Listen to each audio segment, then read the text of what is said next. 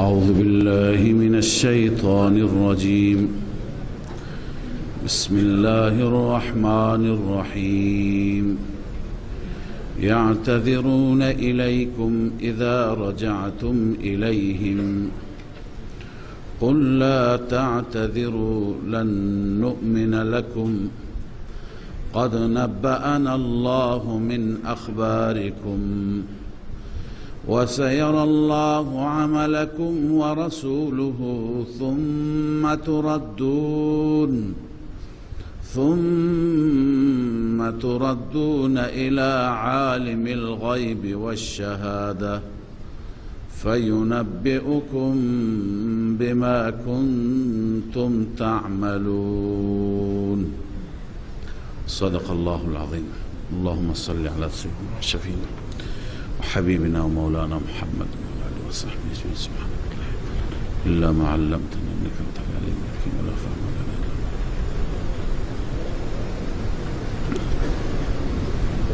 ما. موضوع سوره تبوک و غزوه تبوک بود که آیاتی قبل از این در رابطه با اون جریان خواندیم و این مطلب هم گذشت که در جریان تبوک با توجه به اینکه جیش العسره بود و غزوه العسره بود، غزوه بسیار سختی بود، بسیاری از دستها رو شد، منافقان دستشان رو شد، مشخص شدند ایمان ظاهری و ایمانی که از روی نفاق بود و همچنین مخلصین هم معلوم شدند، مؤمنین مخلص که جانانه آمدند به میدان و دفاع کردند. لذا وقتی که رسول الله صلی الله علیه و سلم برگشتند برای منافقان سخت بود. همه بهانه آماده می کردند، معذرت خواهی آماده می کردند و بهانه های واهی پوچ خدمت آن حضرت صلی الله علیه و سلم می آمدند. قبل از اینکه اونها بیایند الله تعالی جلوتر به حبیبش خبر داد: یعتذرون الیکم اذا رجعتم الیهم. زمانی که شما برگردید به سوی آنان از غزوه تبوک، از جنگ تبوک، آنها برای عذرخواهی می آیند پیش شما، برای عذرخواهی می آیند. اما زمانی که برای عذرخواهی آمدند شما به آنان بگویید که خدای عزوجل از طریق وحی به ما خبر داده، حقیقت را گفته، اصل جریان چی هست الله تعالی بیان فرموده، لذا نیازی به عذرخواهی شما نیست. قل لا تعتذروا، عذرخواهی نکنید. لن نؤمن لكم ای لن نصدقكم، ما تصدیق نمی کنیم شما را، تایید نمی کنیم حرف شما را، شما خلاف میگید. میگویند که جد ابن قیس با حدود 70 نفر از منافقان اینها یک بار آمدند، آن حضرت صلی الله علیه و سلم نپذیرفتند و الله فرمودند بگویید که قد نبأنا الله من اخبارکم، خداوند اخبار شما را به ما گفته، به ما اطلاع داده، حقیقت چیه، واقعیت چیه. و سیر الله عملکم و رسوله، و تنها اون چه که در گذشته شما انجام دادید نه، بلکه در آینده هم خدای تعالی می بیند. سیر الله عملکم و رسوله، الله هم عمل شما را می بیند، رسولش هم عمل شما را می بیند. منظور اینه که در آینده می بیند یعنی چه؟ مفسرین گفتند که اشاره است به این که بستگی داره آینده شما که آیا توبه می کنید یا نه. یعنی فی المستأنف اتتوبون من نفاقکم ام تقیمون علیه، در آینده آیا از نفاق توبه میکنید یا ادامه میدهید به نفاق؟ لذا الله عزوجل میبیند. ای اتنیبون عما انتم علیه ام تثبتون ام تتوبون اتتوبون عما انتم علیه، از نفاقتون توبه میکنید یا میخواید ثابت قدم بمانید بر نفاق، ثبات داشته باشید؟ لذا سیر الله عملکم و رسوله، الله عمل خودش را و رسول صلی الله علیه و سلم هم عمل شما را، الله عمل شما را و رسول عمل شما را خواهد دید. ثم تردون الى عالم الغیب والشهاده، این تنها برای منافقینه که در تبوک نفاق از خود نشان دادن نیست، برای هر کس است.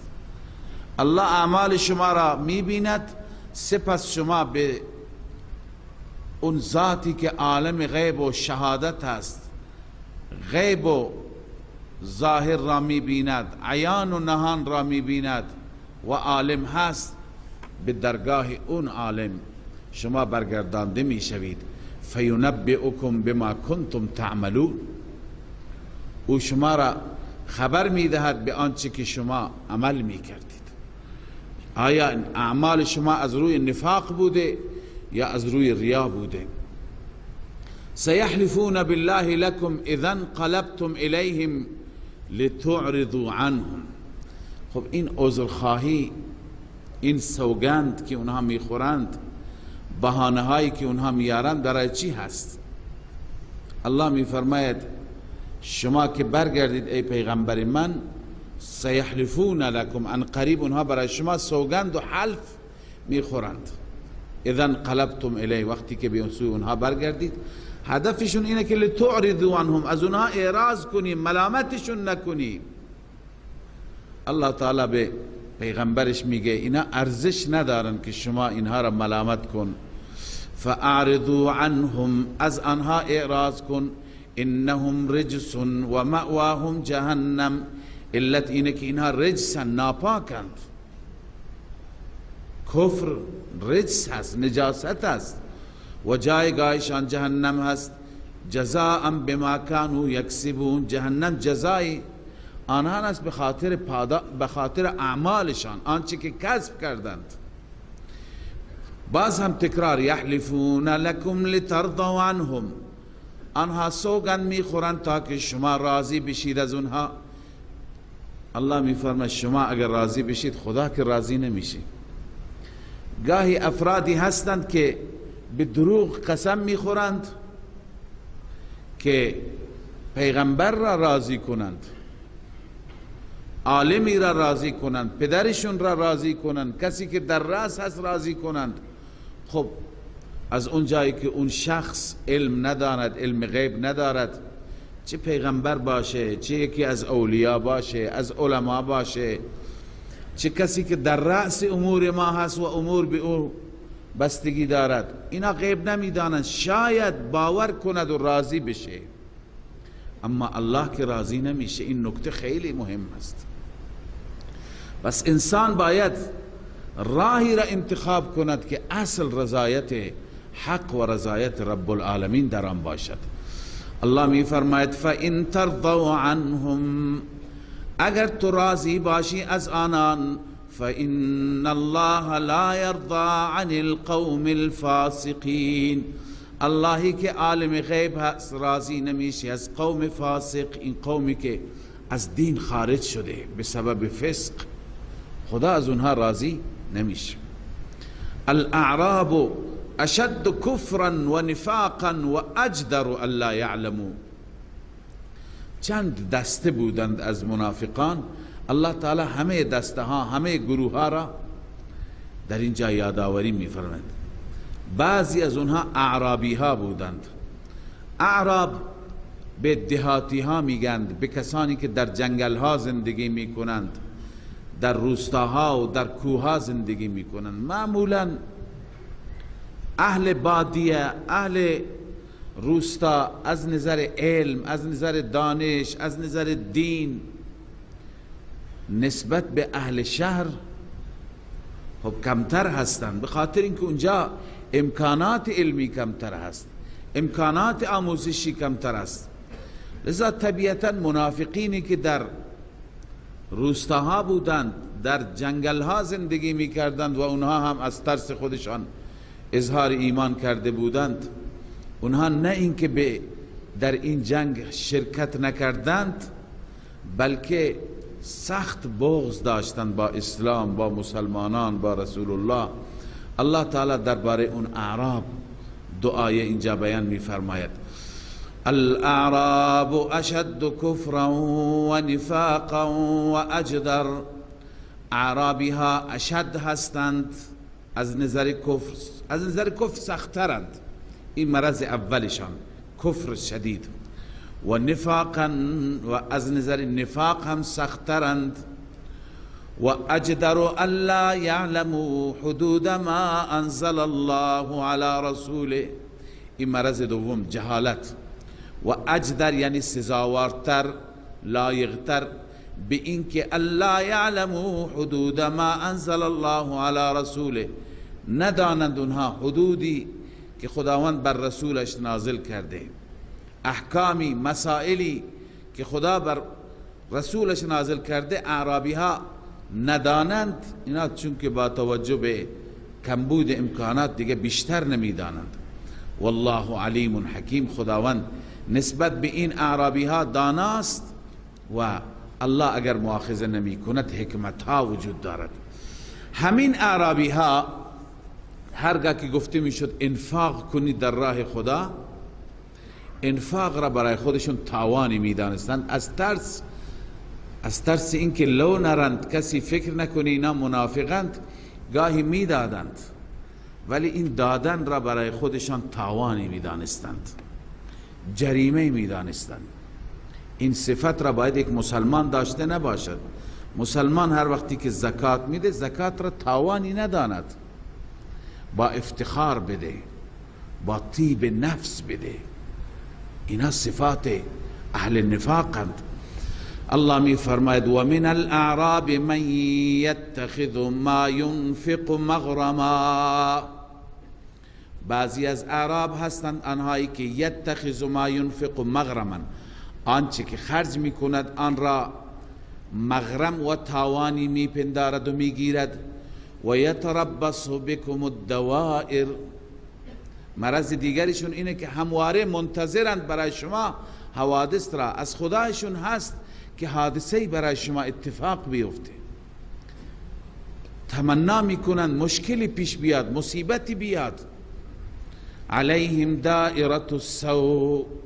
الله میفرماید که این مصیبت بد بر آنان باد. و دائرة السوء مصیبت بد هم بود، همیشه خداوند به مسلمانان فتح و ظفر میداد، اونها ناراحت میشدند، بر اونها سنگین تمام میشد. والله سمیع علیم. الله تعالی شنوا هست و علیم. الله تعالی همه چیز را دانا هست، همه چیز را میداند. آنچه که در قرآنش بیان میکنه حقایق هستند. اما وقتی که بحث اعراب آمد، شاید کسانی که در روستاها، در حواشی، در اطراف زندگی می کنند، شاید این فکر بکنند که همه اونها این صفات و این شرایط را دارند، از علم محرومند، از دادن در راه خدا محرومند، اگر خرج بکنند این را برای خودشون تاوانی می دانند. الله تعالی استثناء می کند. گروهی از اعرابی ها را الله تعالی تعریف می کند. بعضی مؤمن مخلصند، واقعی هستند، در دهات زندگی می کنند، در بادیهان زندگی می کنند، اما الله گواهی میده: و من الاعراب من یؤمن بالله والیوم الاخر. این بشارت است همراه با مدح و تعریف اونها. بعضی از اعراب اونایی هستند که ایمان به خدا و روز آخر دارند، یعنی ایمان به توحید دارند و ایمان به معاد دارند. و یتخذ ما ينفق قربات عند الله. آنچه که خرج میکنند این را وسیله قربت خدا میدانند. فکر میکنم ما که خرج میکنیم به خدا نزدیک میشیم، قرب رب حاصل میشه. و صلوات الرسول، و آنچه که خرج میکنم موجب دعای رسول میشه. پیغمبر برای اونها دعا میکند، پیغمبر خوشنود میشه. آیا واقعا چنین میشه؟ الله میفرماید الا انها قربت لهم، خبردار آنچه که خرج میکنند قربت برای اونها میشه، موجب قرب آنها به الله میشه. معلوم میشه که صدقات مالی انسان را به خدا نزدیک میکنه، چون که به نوعی صفت الله هست. الله هست که میده، الله هست که همیشه بر بندگان میریزه، انفاق میکنه. سیدخلهم الله فی رحمته، این بیان قربت است. اینا که قربت خدا را حاصل میکنند یعنی چه؟ الله میفرماید حتما آنها را خدا در رحمت خاص خودش داخل میگرداند. ان الله غفور رحیم، بدون شک خدای عزوجل بخشاینده و مهربان است. خب در معرکه تبوک بنده عرض کردم چندین نوع از افراد بودند. یک گروه منافقین بودند که ما تا به حال درباره منافقین اوصافشان را خواندیم، باز هم میخوانیم. اما مخلصین هم بودند که ذکرشان تا حالا نیامده، اینجا ذکر مخلصین هست.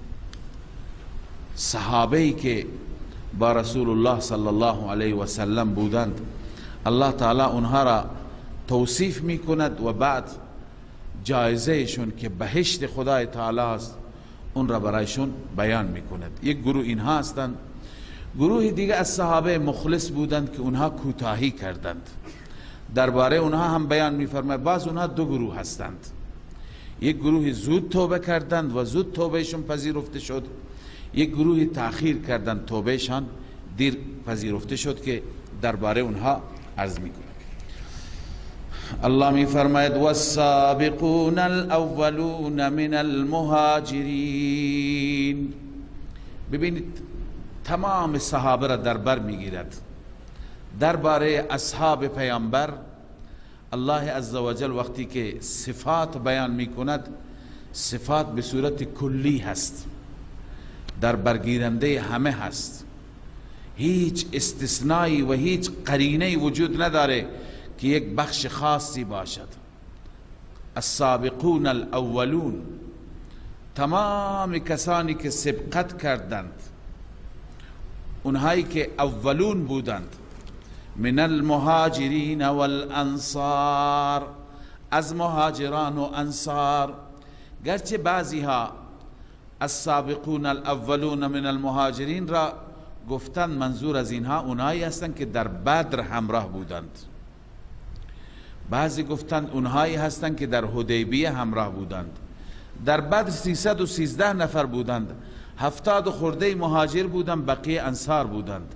در میان مهاجرین خلفای راشدین، مهاجرین و انصار، عشره مبشره بودند. در حدیبیه هم 1400 نفر بودند، همه بودند مهاجرین و انصار. و از انصار اولون بعضی میگویند انصار چون که در 2 نوبت و بعضی میگن در 3 نوبت آمدن با رسول الله صلی الله علیه و سلم در عقبه، در لیلة العقبه بیعت کردند. بار اول و سال اول که آمدن 7 نفر بودند، سال دوم آمدن 12 نفر بودند. اینها با رسول الله بیعت کردند، 2 زن بودند، 10 تا مرد بودند. و از رسول الله اینا برای موسم حج آمده بودند و از رسول الله رسما دعوت کردند که شما اگر اینجا در تنگنا هستید، ما در مدینه و در یثرب، مدینه بعداً اسمش گذاشته شد، یثرب بود، ما در یثرب آمادگی داریم، هر نوع پذیرایی از شما، با جان و مال از شما ما محافظت میکنیم. رسول اکرم صلی الله علیه و سلم پذیرفت و بعد از اون صحابه را قبل از اون به طرف حبشه میفرستادن که خیلی دور بود، اتیوپی امروز، افریقا، و بعد از اون صحابه را اشاره کرد به طرف مدینه طیبه برن. بار سوم که آمدند 70 نفر بودند، اینها با رسول الله صلی الله علیه وسلم بیعت کردند. لذا بعضی میگویند که این 70 نفر مرادند، ولی حقیقتش اینه که اولون و چه مهاجرین چه انصار همینها هستند، اما والذین اتبعوهم به احسان شامل بقیه هم میشه. لذا الله می فرماید السابقون الاولون، آنهایی که سابقین بودند از بقیه پیشی گرفتند و اول بودند. اول این امت ابو بکر، در هر صورت مصداق اولش ابو بکر است.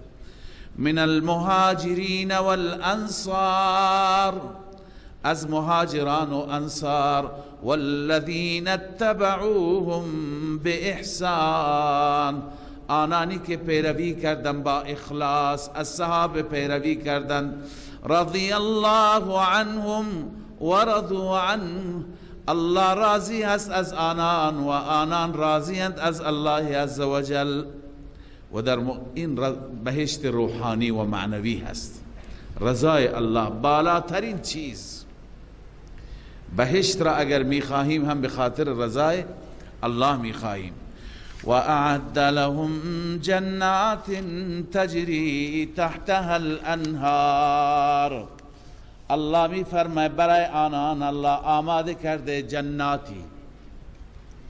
جناتی که جاری است از زیر آن نهرها، خالدین فیها ابدا، همیشه در آن بهشت میمانند. ذلک الفوز العظیم، این رستگاری بسیار بزرگی هست.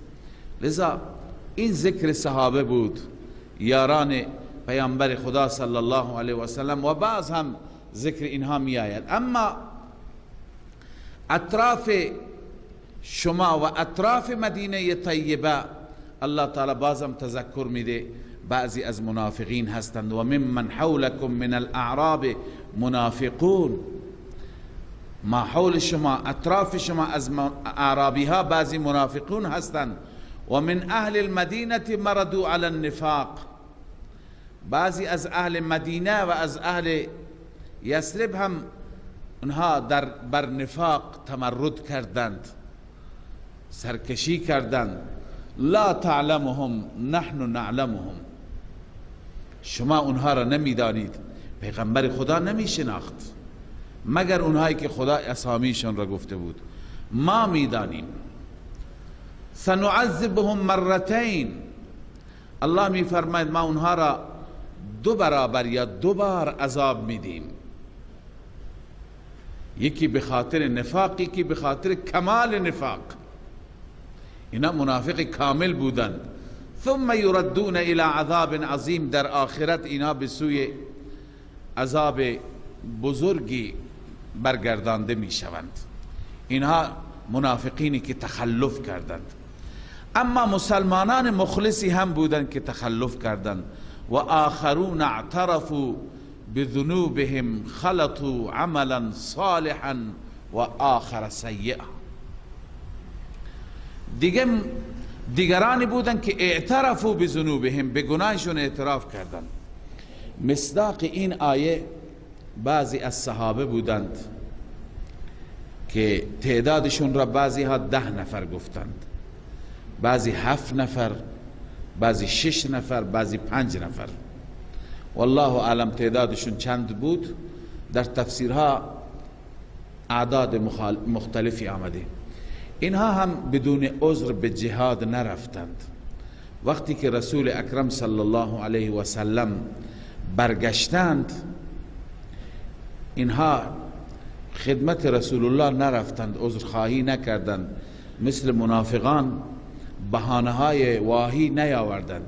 اینها مستقیم رفتند به مسجد النبی برای توبه و اونجا خودشون را به ستونها بستند و گریه کردند، از الله عزوجل معذرت خواهی کردند، ماندند تا چند روزی. اما الله تعالی زود توبهشون را قبول کرد، توبهشون پذیرفته شد. خدای عزوجل به حبیبش دستور داد که اینها را شما بخواه و بعد از اون که آمدن صدقات از اینها بگیر. بنده قبلا هم عرض کردم که معلوم میشه که صدقه با توبه هم نسبت دارد. بسیاری از افراد گاهی مرتکب اشتباه گناه میشوند، وقتی که توبه میکنند در توبه خوب استغفار هم بخوانند، نماز هم بخوانند، صدقه هم بدهند. از همه عبادت ها الله تعالی خوشنود میشه و اصلش اینه که از اعماق دل توبه کنند و رجوع کنند. لذا درباره اینها خدای عزوجل به پیغمبرش توصیه میفرماید و آخرون اعترفوا بذنوبهم، آخرین هستند، دیگرانی هستند که اعترفوا بذنوبهم، آنان اعتراف کردن به گناهانشان، خلطوا عملا صالحا و آخر سیئا. الله می فرماید اینها قاطی کردند عمل صالح را و آخر سیئا، و دیگه عمل سیء، هم خوبی انجام دادند و هم بدی انجام دادند. یکی از افراد می گفت که در کتابها نوشته من شنیدم که هر کسی را خدا در قرآن ذکر کرده، من تو قرآن رفتم ببینم نامی از من هست، آیا از اوصاف من هست، هر جا دیدم صفات اهل بهشت هست، دیدم گفتم که من که نیستم، من اینقدر خوب نیستم. صفات اهل جهنم هست، گفتم الحمدلله از اینها هم نیستم، کفر که ندارم، نفاق که ندارم. آخر این آیه را دیدم، متوجه شدم بله این منم. الان تک تک ما وقتی که این آیه را، سوا از این که این آیه در رابطه با گروهی از مسلمانان که اشتباه کردند، ولی نگاه کنید اینها ما هستیم، اوصافی که در این آیه بیان شده ما هستیم. الله می فرماید و آخرون اعترفوا بذنوبهم، دیگرانی هستند که اعتراف میکنن به گناهانشان، خلطوا عملا صالحا ای قد خلطوا، در حالی که غاطی کردند عمل صالح را، و آخر سیئا، و همچنین اعمال دیگر که سیئ هستند، هم عمل نیک دارند، هم عمل بد دارند، هم طاعت و بندگی دارند، هم گناه و اشتباه دارند. اما اینها که اعتراف میکنند، اینها که توبه میکنند، الله میفرماید عسى الله ان یتوب علیهم. قبلا ما خواندیم عسى به معنی شاید هست، اما وقتی که نسبت به خدا باشه به معنی وعده میاد. عسى الله یعنی وعده الهی هست. عسى الله ان یتوب علیهم، وعده الهی هست، ان یتوب علیهم، این که بر اینها رجوع کند، یعنی الله به رحمت به اینها رجوع می کند. ان الله غفور رحیم، علت این است چون که خدا بخشاینده و مهربان است، لذا الله توبهشون را پذیرفت. الان به پیغمبرش دستور میده ای پیغمبر من، خذ من اموالهم صدقه، بگیر از مالهای آنان صدقه، تطهرهم، آنان را پاک بگردان، و تزکیهم بها، به وسیله این مال تزکیه بکن اونها را. تزکیهم بها، یکی این است که خودشون را پاک بگردان و تزکیه بکن اونها را به وسیله مال، اخلاقشون را. ببینید اخلاق هم به وسیله مال پاک میشه. چطور؟ بنده خدمت شما چند بار عرض کردم از روی آیات که بعضی از صفات نامناسب مثل بخل به وسیله صدقه دادن از انسان خارج میشه، از انسان فاصله میگیره. این تزکیه هست، یعنی انسان از صفات رذیله بدور بشه. پس یکی از صورتهای تزکیه صدقه دادن هست. و صل علیهم، ای پیغمبر من بر آنها درود بفرست، یعنی دعا کن. وقتی که مالی میدهند دعای خیر هم بکن. ان صلاتک سکن لهم، همانا دعای تو موجب سکون اونها میشه، اطمینان و آرامش اینها میشه. معلوم میشه که انسان وقتی که مال را بده در راه خدا یک مقدار سخته، بر دل ناگوار میشه. مال کلانی را داده، این مال را چقدر زحمت کشیدم، چقدر رنج، فایده من این الان دادم مفت. مقداری این شیطان وسوسه میکنه، بر دل ناگوار میشه. الله به حبیبش میگه شما وقتی که دعای خیر بکنید همون ناگواری دور میشه، سکون و آرامش میشه. لذا وقتی که میگی که خدا در عوض این مال به تو در بهشت بده، خدای عزوجل مالت را، جانت را برکت بده، این وقتی که میگه اون صاحب مال چی میشه؟ اون آرامش پیدا میکنه، اون احساس میکنه در مقابل این به من چند برابر داره میرسه. لذا دعای تو ای حبیب موجب آرامش و سکون است برای آنان. والله سمیع علیم.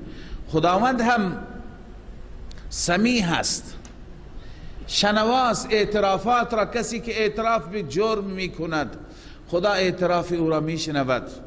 علیم ندامت ها را هم میداند. کسی که از ته دل پشیمان و نادم است الله میداند.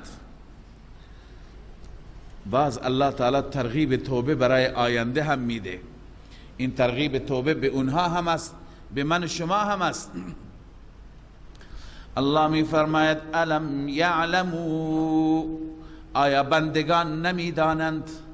الم یعلموا ان الله هو یقبل التوبه عن عباده، آیا نمیدانند که الله قبول میکند توبه را از بندگانش، و یأخذ الصدقات، و صدقات را هم میگیرد. یعنی صدقه بده الله قبول میکند، توبه بکن الله قبول میکند. چرا؟ دلیلش و ان الله هو التواب الرحیم، چون که الله تواب است. تواب مبالغه است، یعنی به کثرت توبه پذیر، توبه را زیاد میپذیرد، هر توبه را قبول میکند، به شرط اینکه توبه باشد، از صدق دل باشد. به همین خاطر که تواب هست توبه ها را قبول میکند. الرحیم مهربان است، به همین خاطر که مهربان است صدقات را قبول میکند. و الا الله نیازی ندارد به صدقات شما، ولی مهربان است، برای شما به صورت مضاعف اجر مینویسد. و قل اعملوا فسيرى الله عملكم ورسوله. حال الله می فرماید که عمل کنید، عمل کنید، ان قریب الله هم عمل شما را می بیند و رسول هم می بیند و مؤمنین هم می بینند. آیا اعمالتان اعمال نیک هست یا اعمالتان اعمال بد هست؟ و ستردون الى عالم الغیب و الشهاده، ان قریب شما برگردانده می شوید به سوی آن ذاتی که داننده غیب و شهادت است، هم ظاهر را می داند هم مخفی را می داند. فینبئکم بما کنتم تعملون، آن ذات شما را خبر می دهد به آنچه که شما عمل می کردید در دنیا، خدا به شما خبر می دهد. و آخرون مرجعون لامر الله، گروه دیگر هستند که مرجعون لامر الله، امیدوار هستند به امر الله. گروه دیگر از مسلمانانی که اشتباه کردند اونها امیدوارند که اما یتوب علیهم، اما یعذبهم و اما یتوب علیهم، خدا اونها را عذاب میده یا خدا اونها را توبهشان را قبول میکند. این گروه 3 نفر بودند که در صفحه بعد الله تعالی توبهشان را قبول میکند. علی الثلاثه الذین خلفوا، اون 3 نفری که اونا تخلف کردند.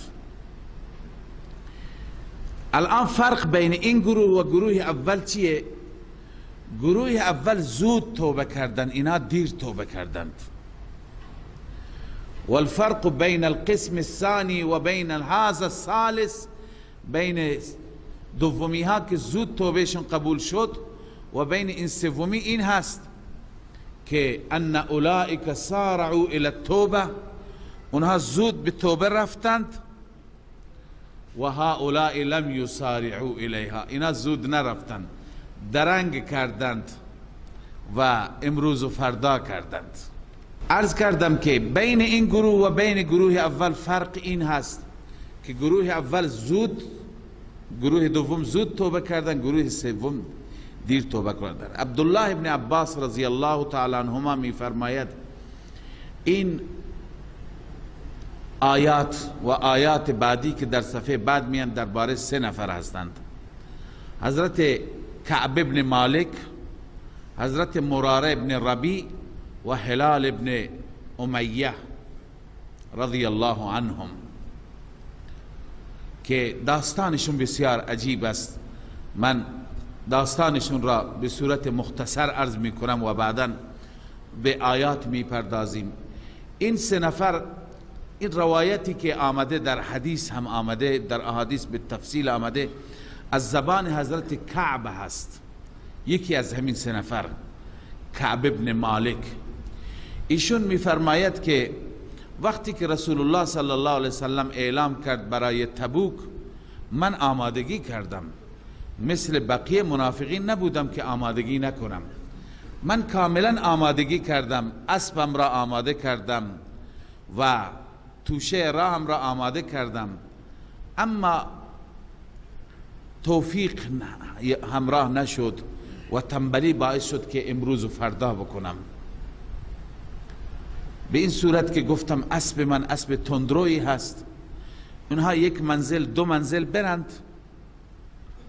1 منزل منظور اینه که 1 روز میرم بعد استراحت میکنم، بعد میرم 1 منزل 2 منزل که برم، من با اسب تندرو سریع میرم به اونها میرسم. لذا مشغول باغم شدم، مشغول میوه ها و خرمه ها شدم، هی این لحظه و اون لحظه میکردم، این ساعت و اون ساعت میکردم، تا اینکه از قافله عقب ماندم. گاهی انسان کمی تنبلی بکند برای هر کاری، برای جهاد، برای نماز، برای روزه، برای راه خدا، هی لفت بده این ساعت و اون ساعت بکنه، محروم میشه. لذا میگه که من چون لفت دادم، این ساعت و اون ساعت کردم، آخر توفیق یار نشد و من محروم ماندم، از این جنگ ماندم. 2 نفر دیگه از همراهانم که بعداً من مطلع شدم، من از اونها خبر نداشتم، حضرت هلال و حضرت مراره، اونا هم همچنین عذری ما نداشتیم. وقتی که رسول الله صلی الله علیه وسلم آمد، ما خدمت رسول الله رفتیم، دیدیم منافقین هر یکی سوگند میخورند، قسم میخورند، دروغ میگویند و عذر میارند. ما هم میتوانستیم این کار را بکنیم ولی نکردیم، از خدا ترسیدیم. رسول اکرم صلی الله علیه وسلم از من پرسید که کعب شما چرا نیامدی؟ من گفتم یا رسول الله، سوگند به اون ذاتی که جانم در قبضه قدرت او هست، اگر من بخواهم بهانه بیارم و خلاف بگم، دروغ بگم، من بلدم، من اینقدر بلدم که شما را راضی بکنم، اما خدا را چه بکنم؟ خدا را نمیتونم ناراض بکنم. لذا یا رسول الله هیچ دلیلی نبود، من بی جهت شرکت نکردم، میخواستم شرکت بکنم، تنبلی بود، کسالت بود، دیگه دلیلی نداشتم. اون 2 نفر دیگه هم مثل من اقرار کردند که دلیلی برای شرکت ما نبود، ما کوتاهی کردیم. رسول اکرم صلی الله علیه و سلم دستور دادند که پس شما منتظر باشید خداوند درباره شما چه فیصله میکند. میگه ما بلا تکلیف ماندیم، بقیه رفته بودند خودشون را فوراً به ستونها بستند و اونها تکلیفشون روشن شد. الله گفت که صدقه هم ازشون بگیر، توبهشون هم قبوله، در جماعتت قرار بده. اما ما بلا تکلیف بودیم. بعد از اینکه بلا تکلیف بودیم، وقتی که از محضر رسول الله بلند شدیم، متوجه شدیم رسول الله صلی الله علیه وسلم فرمود با اینها قطع رابطه بکنید. خدا میخواست تنبیه بکند، گوشمالی بده، تا برای بعدی ها هم درسی باشد. لذا رسول الله دستور داد که با اینها قطع رابطه بشه، هیچ کس با اینها صحبت نکنه. میگوید که هیچ کس با ما صحبت نکرد. لذا ما هر جا می رفتیم کسی صحبت، حتی تو خونه زنها با ما صحبت نمی کردن. همسر ما، همسر من، همسر اون دو نفر با اونا صحبت نمی کردن. اما اون دو نفر خیلی ناراحت بودند و اون دو نفر هر دو تو خونه هایشون ماندند، اصلا از خونه خارج نشدند. در طول این مدت منتظر بودند تو خونه، دعا و گریه و زاری و توبه. اما من میگه که مقدار بی‌پرواتر بودم، خارج می شدم، می رفتم بیرون. لذا هر جا می رفتم می دیدم، تو بازار می گشتم کسی با من صحبت نمی کرد. مسجد اونا نمی آمدن، اونا دیگه تو خونه نماز می خواندند. مسجد من می رفتم، رسول اکرم صلی الله علیه وسلم نشسته بود، من تا وارد می شدم سلام می گفتم، نگاه می کردم آیا لبهای مبارک تکان می خورد، می دیدم هیچ چی نیست، غمناک می شدم. دیدم هیچ جواب مرا نمیده. فقط همینقدر می دیدم که وقتی به نماز می ایستادم رسول اکرم صلی الله علیه و با گوشه چشم مرا نگاه می کرد. لذا میگه پریشان، ناراحت، روز به روز پریشانی بیشتر می شد. یه روزی پیش پسر عمویم رفتم، ابو قتاده، که هم پسر عمویم بود هم عاشق هم دیگه بودیم، خیلی هم دیگر را دوست داشتیم، خیلی با هم صمیمی بودیم. انسان ها دارن تو زندگیشون کسانی را که با اونها صمیمی و بی پرده صحبت میکنن. لذا ابو قتاده چنین بود، به اصطلاح محلی جانجانی بود و با من صمیمی بود، حرفای دل هم را به هم دیگه میگفتیم. ابو قتاده تو باغش داشت کار میکرد، من از روی دیوار آمدم، بالا رفتم دیدم ابو قتاده، گفتم سلام گفتم السلام علیکم، جواب نداد، رویش را برگرداند. تعجب کردم، گفتم این که پسرعموی من است، این چرا؟ آمدم پایین تو باغ، گفتم که تو را به خدا سوگند میدم، مگه تو نمیدونی من خدا را و رسول خدا را دوست دارم؟ مگه تو هم فکر میکنی من منافقم؟ فقط یک جواب داد، گفت الله اعلم، خدا بهتر میدوند. جواب نداد. اینطور باید باشه انسان، محبت هم به خاطر خدا باشه، بغض هم به خاطر خدا باشه. الان چون دستور از خدا رسیده، از رسول الله رسیده، لذا این صمیمیت و این پسر عمو بودن و این رابطه خاص با هم داشتن، این دیگه فراموش شده، دستور خدا داره اجرا میشه. لذا میفرماید که خلاصه ناامید شدم، آمدم خونه ام، آمدم باز هم ادامه دادم توبه و دعا و گریه و زاری. و روز بعد باز آرام نیامد، آمدم بیرون خانه، رفتم تو بازار گشتم، هر جا می رفتم پیش صحابه، پیش یاران رسول الله، هیچ که با من صحبت نمی کرد، فقط می گشتم، یک گشتی می زدم و به خانه می آمدم. دیدم یک غلام نبطی از شام میگه که این کعب ابن مالک، از بازاری ها میپرسه که کعب ابن مالک کجا هست. کسی اشاره کرد به طرف من، گفت اون داره میره.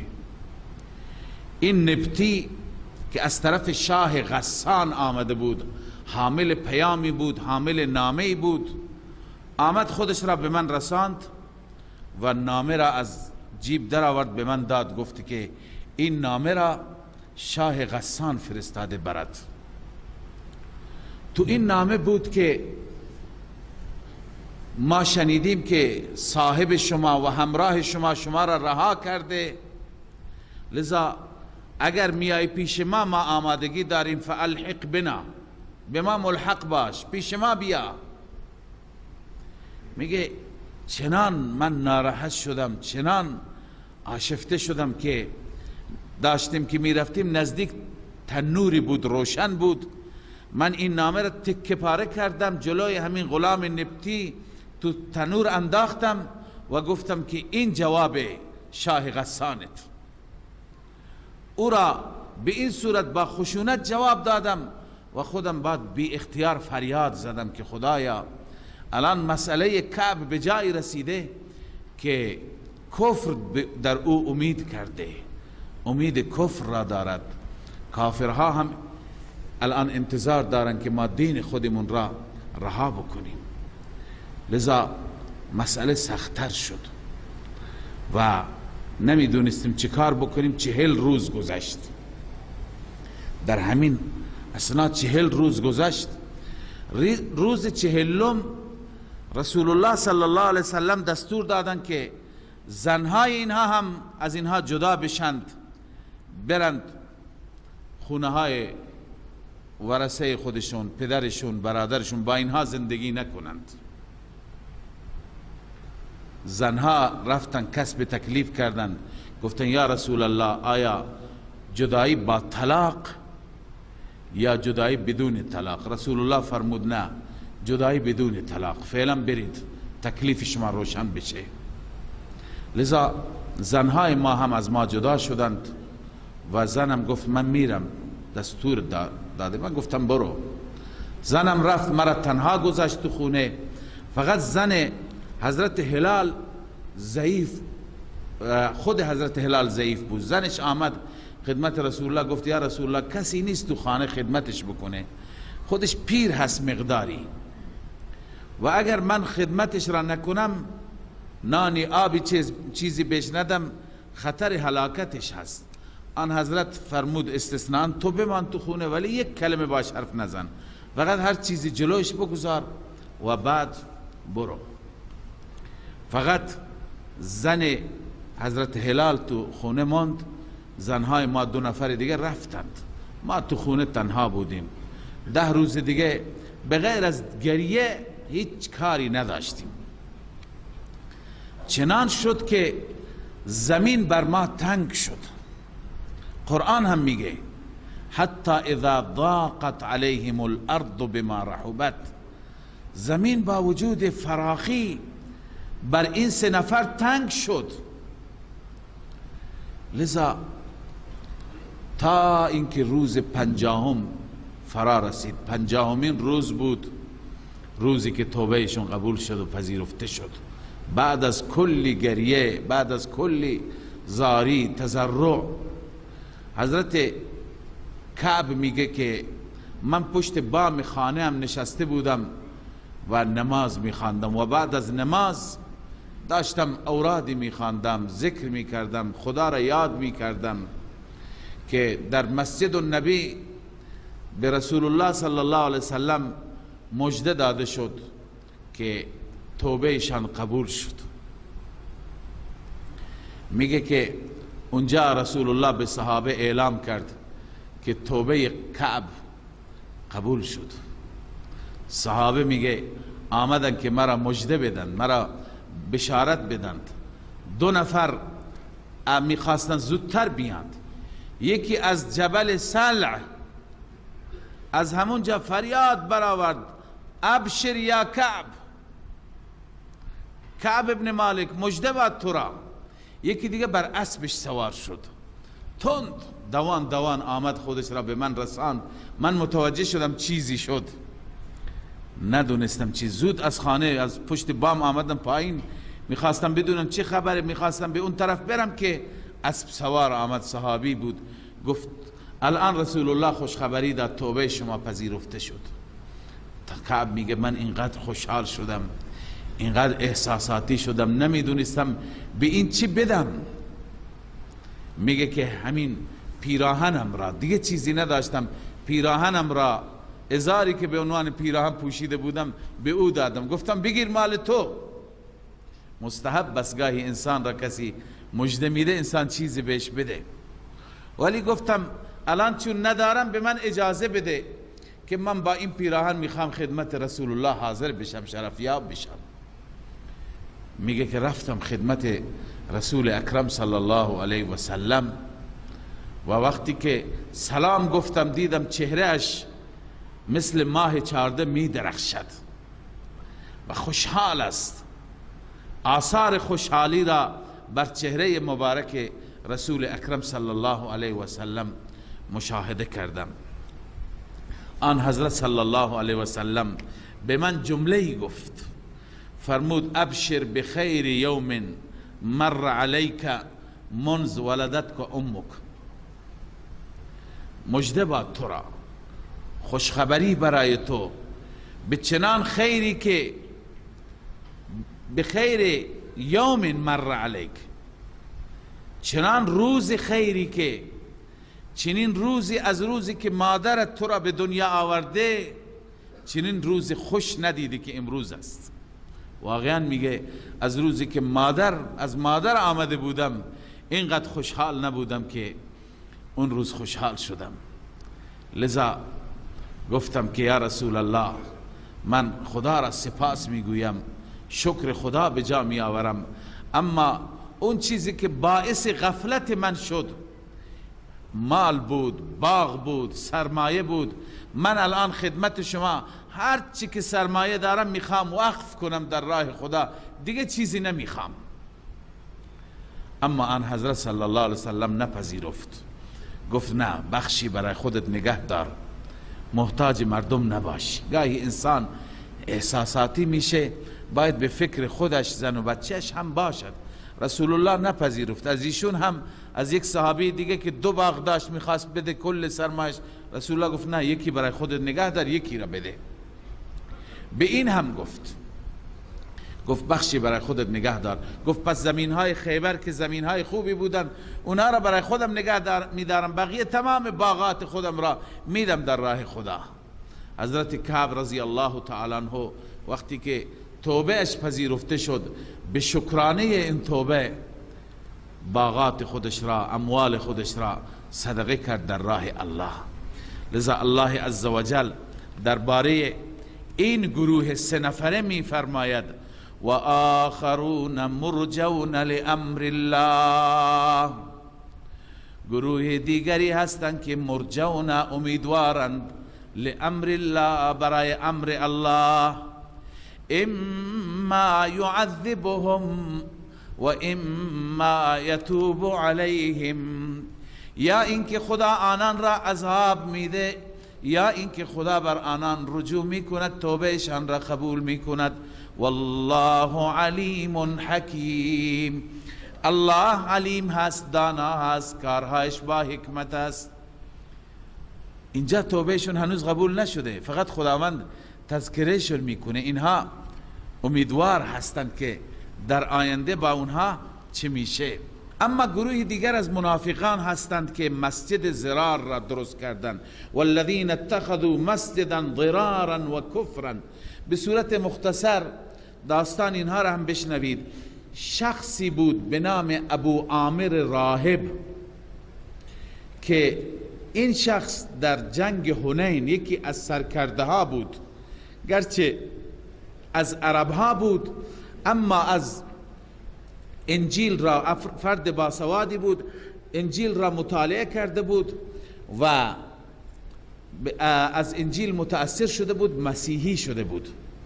زمانی که رسول الله صلی الله علیه وسلم حنین را فتح کرد، این ابو عامر از اونجا گریخت، رفت به طرف شام. شام خب در دست رومی ها بود، همه مسیحی بودند. از اونجا توطئه میکرد بر علیه رسول الله. فرد باسوادی بود و یکی از محرکین بود.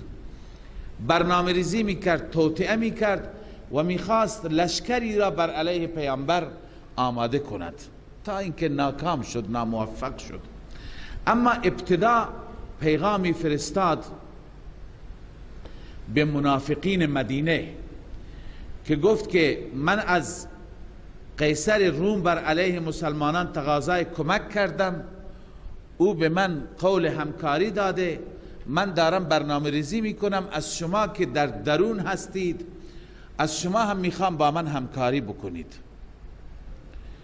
اولین کاری که میکنیم من پول میفرستم، شما اونجا مسجدی درست کنید به نام مسجد، تا اینکه ما افراد ما بتونن، من نماینده هم میفرستم، در داخل مسجد راحت فعالیتمون را داشته باشیم و از اونجا برنامه ریزی از درون میکنیم، بعد من از بیرون برنامه ریزی میکنم و ما یک نهضتی، یک حرکتی به راه می اندازیم. در درون مدینه استقبال شد، منافقین پذیرفتند و در نزدیک محله قبا، مسجد قبا، در همون محله مسجدی با فاصله اندک با مسجد قبا اینها درست کردند و روی مسجد کار کردند، مسجد را زود ساختند و به رسول خدا گفتند که قبا از ما فاصله دارد، ما میخوایم اینجا نماز بخوانیم، لذا شما تشریف بیارید و در مسجد ما تبرکاً افتتاحش بکنید. میخواستند مهر تایید را هم از پیغمبر خدا بگیرند.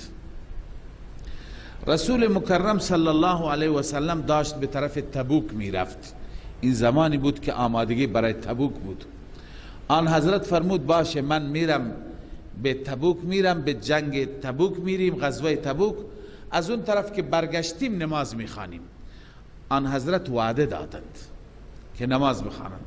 رفتم به طرف تبوک، در برگشتن الله عزوجل این آیه را نازل فرمود. یک نکته از اینجا هم خدمت شما عرض کنم.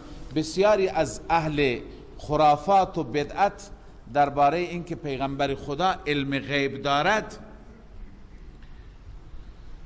گفتن که عالم غیب هست. وقتی که به اونها میگیم که خدای عزوجل در قرآن گفته که قل لا یعلم من فی السماوات والارض الغیب الا الله، کسی بغیر از الله نه در آسمان ها نه در زمین غیب نمیداند.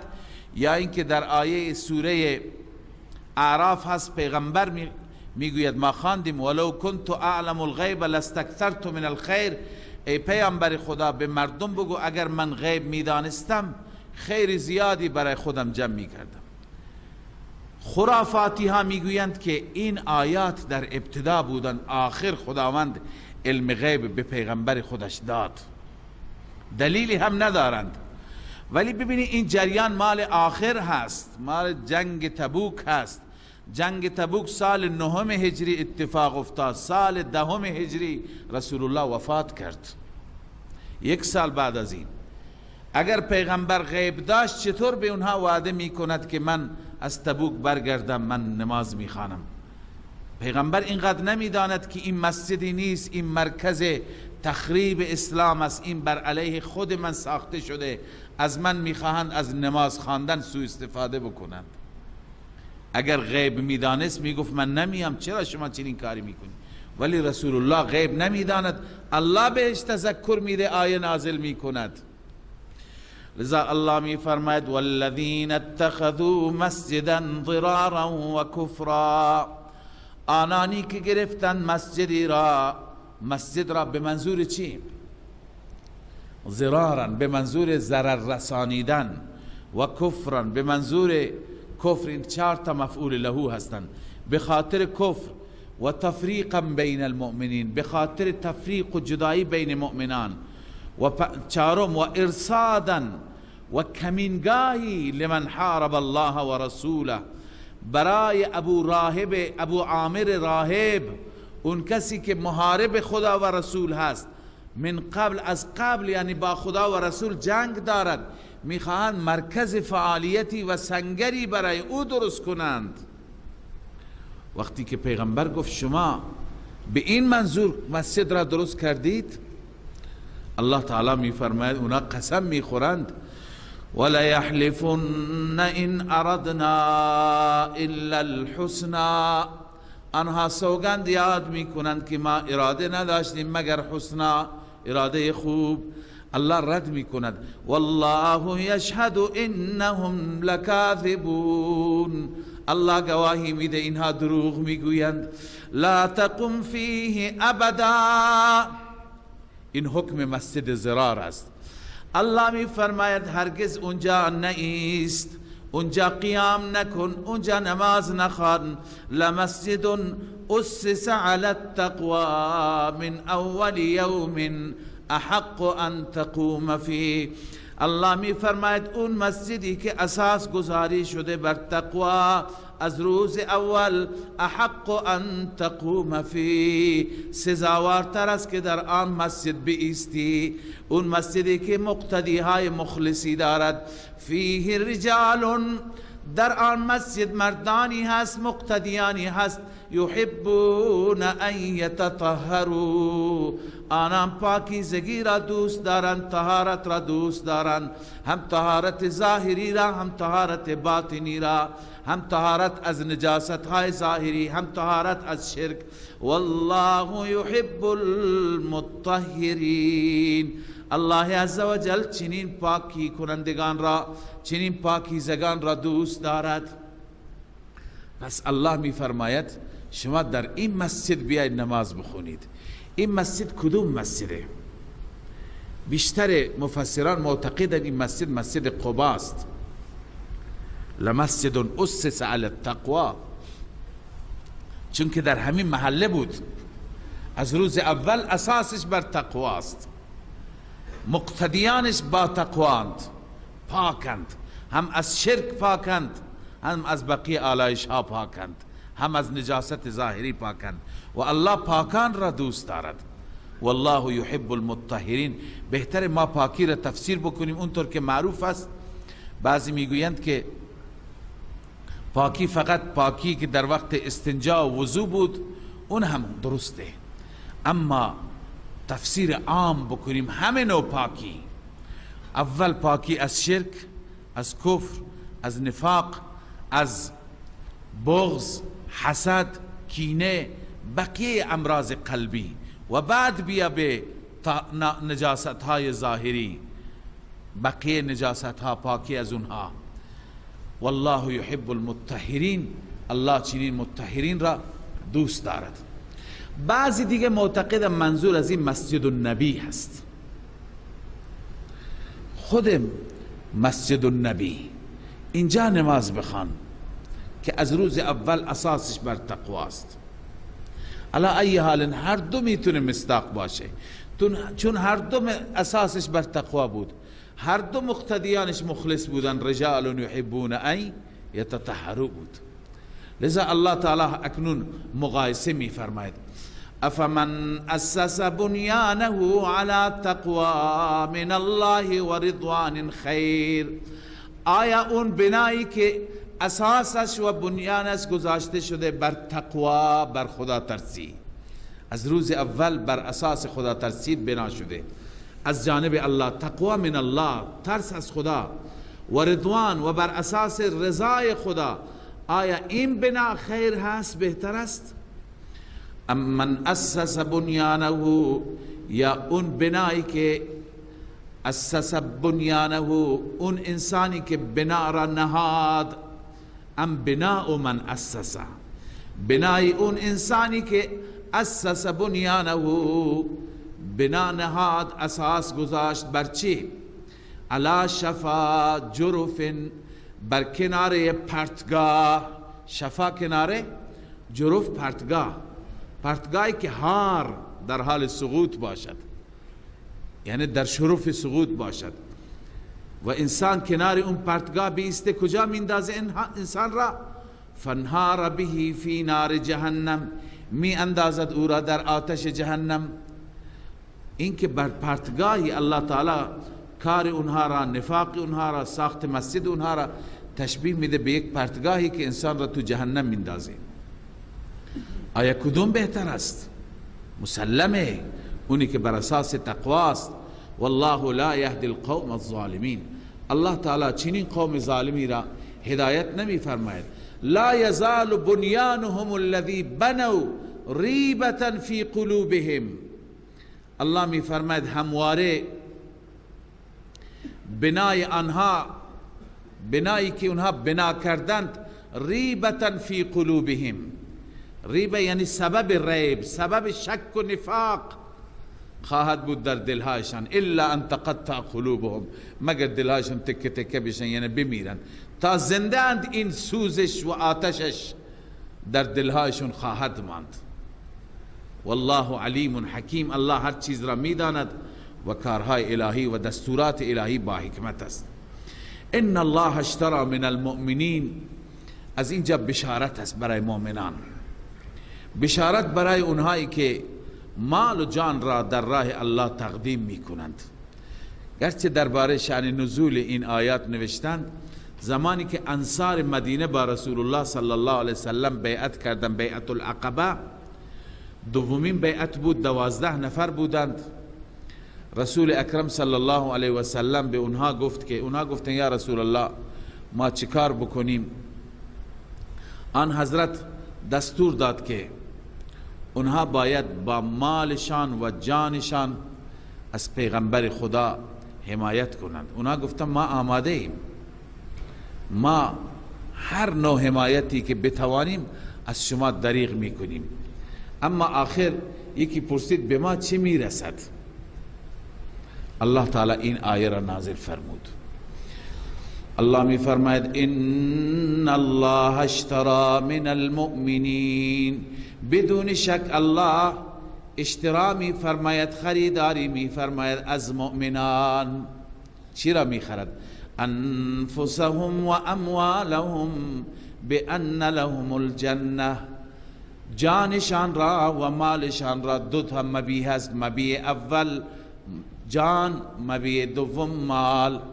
یک نکته خدمت شما عرض کنم که وقتی که بحث قربانی مالی آمده، آیات قرآن را نگاه کنید، در همین سوره توبه چند جا آمده، در بعضی جا مال مقدم است، در بعضی جا جان مقدم است،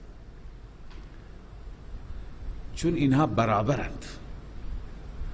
بسیاری موارد هست که نیاز به تقدیم جان هست، از خود گذشتگی هست.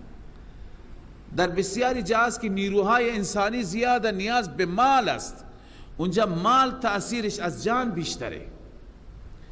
بس اموالهم و انفسهم، انفسهم و اموالهم، هر دو صورت آمده در قرآن. اینجا جان را مقدم کرده، در جاهای دیگر مال را مقدم کرده. مال و جان در راه الله. لذا قیمت ما به تعبیر یکی از علما اینجا مشخص شده. خیلی ها از ما هستیم که خودمون را می فروشیم، به اندک می فروشیم، به حکومت ها می فروشیم، به سازمان ها می فروشیم، به ارگان ها می فروشیم.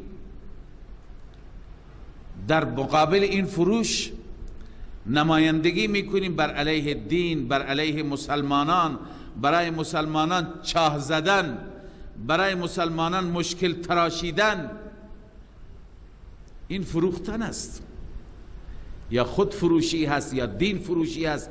بعضی ها می روند تجسس مسائل دینی را جاهای دیگه می کنند. ببینید قیمت انسان را، قیمت انسان آیا همین دلارها هستند؟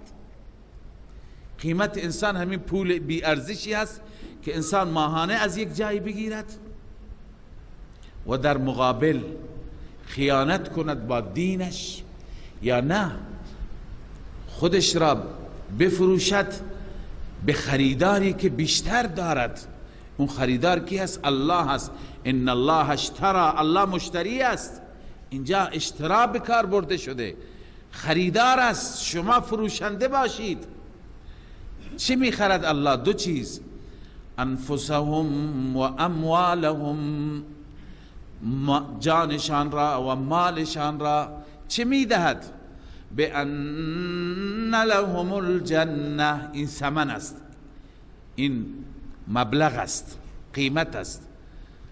قیمت شما بهشت. بأن لهم الجنه، به این که برایشان بهشت است.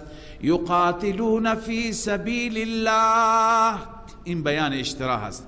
اینا در راه الله می جنگن. یقاتلون فی سبیل الله، می جنگن در راه الله. فیقتلون و یقتلون، اینها می کشند دشمنان خدا را. و یقتلون، و خودشان کشته می شوند، شهید می شوند. وعدا علیه حقا، الله می فرماید این وعده هست بر الله، وعده حق است که این وعده نه تنها در قرآن است، فی التورات والانجیل والقرآن، این وعده هم در تورات است، هم در انجیل است، هم در قرآن است. و من اوفا بعهده، هر کسی که به عهد و پیمان خودش وفا بکند، من الله، از جانب الله.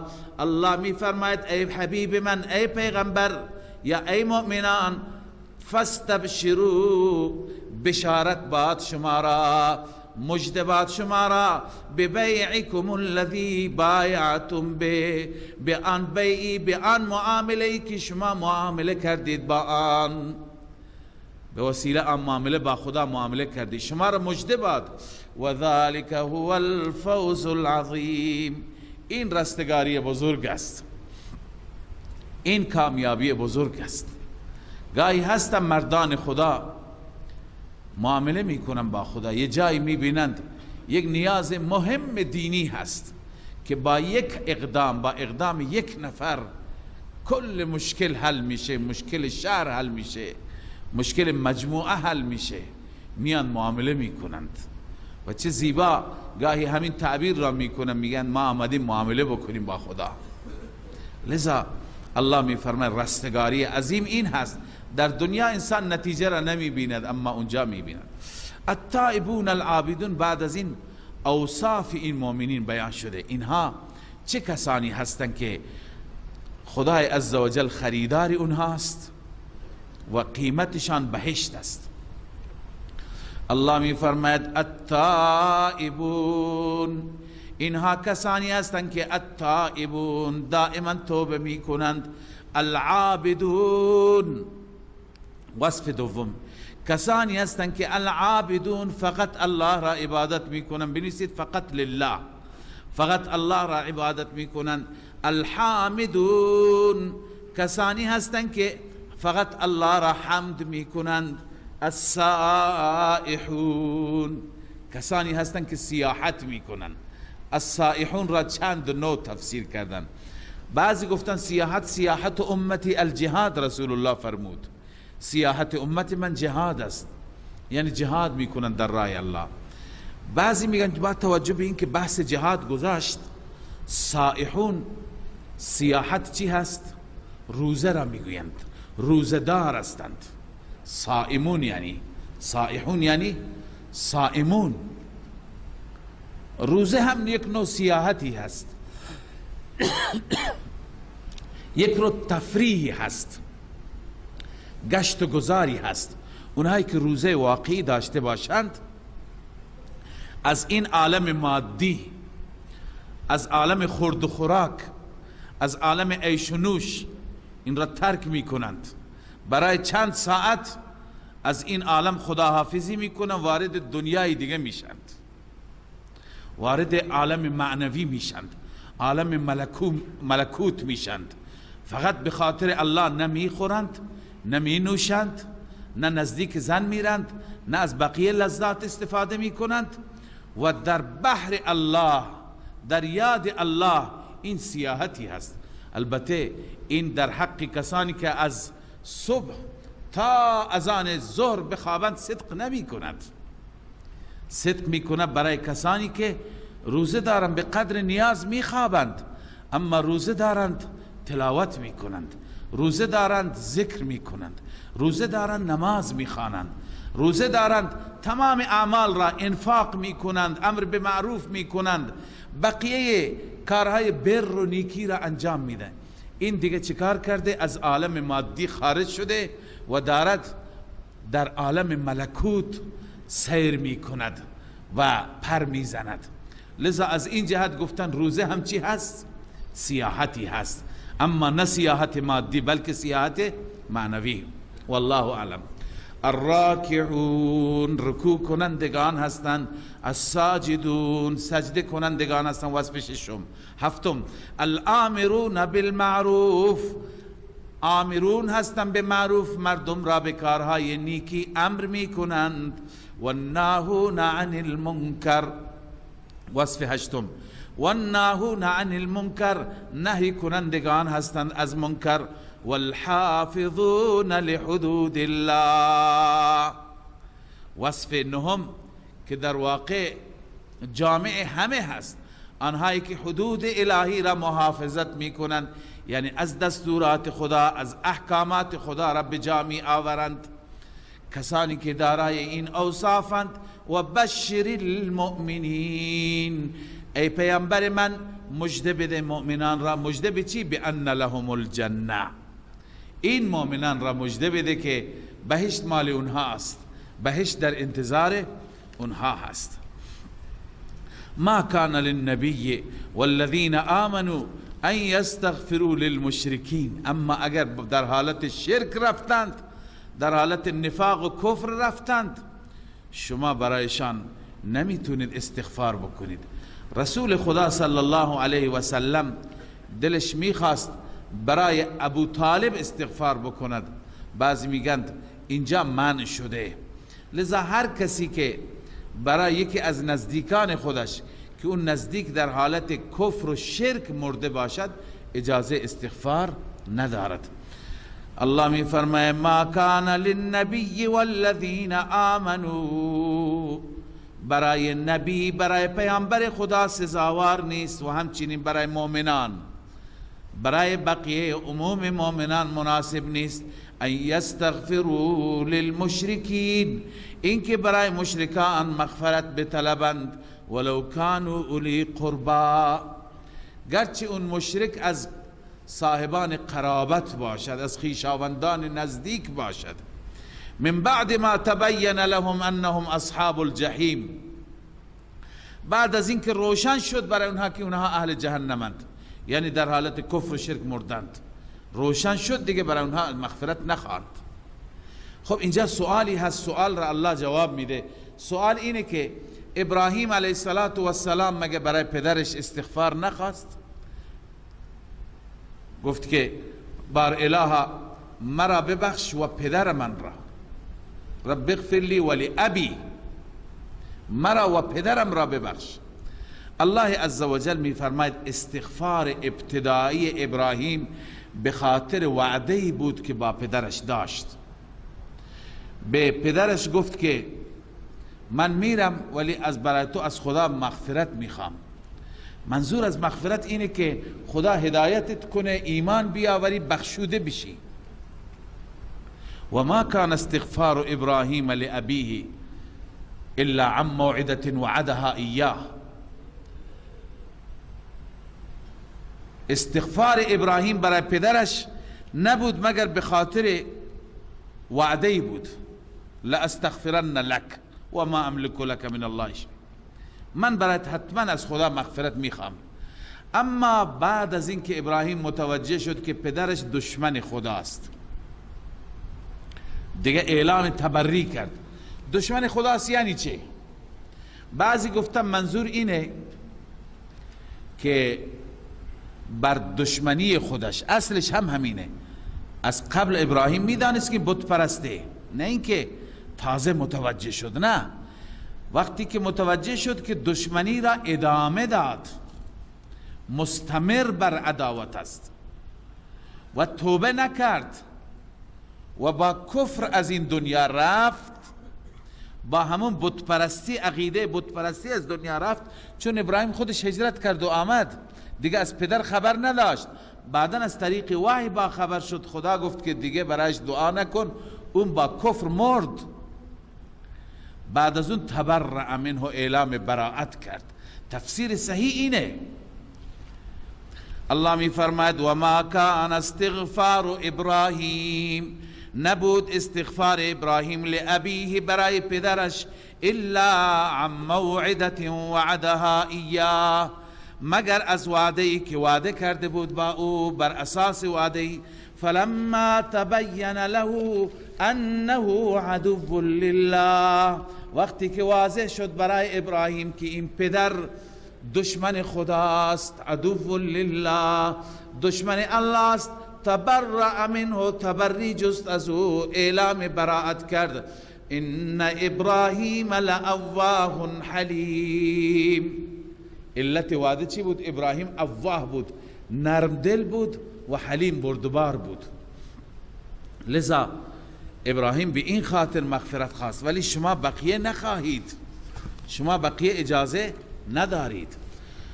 وما كان الله ليضل قوما بعد اذ هداهم حتى يبين لهم ما يتقون. الله عزوجل وقتی که فرمود شما مغفرت نخواهید، خب تا به حال خیلی ها خواستند، برای پدرانشان، برای خویشاوندانشان، نمیدونستند که برای اونها مغفرت ممنوع است. لذا الان ممنوع شد. 1 سال پیش، چند سال پیش همش ما خواستیم، تکلیف اونا چی میشه؟ اونا را الله تعالی می فرماید که بعد از اینکه الله عزوجل مؤاخذه، بعد از اینکه نهی کرد، قبل از نهی هر چی گذشته مؤاخذه نمی کند بر اونها. وما كان الله ليضل قوما بعد اذ هداهم. نیست الله تعالی که گمراه بکند قومی را بعد از اینکه هدایت کرده، و گمراهی مؤاخذه هست. حتی یبین لهم ما یتقون، حتی که خدا بیان بکنه برای اونها اون چیزی که باید بترسند. بعد از اینکه بیان کرد و هنوز منصرف نشدن، بعدا خدا مؤاخذه میکند. ان الله بكل شیء علیم.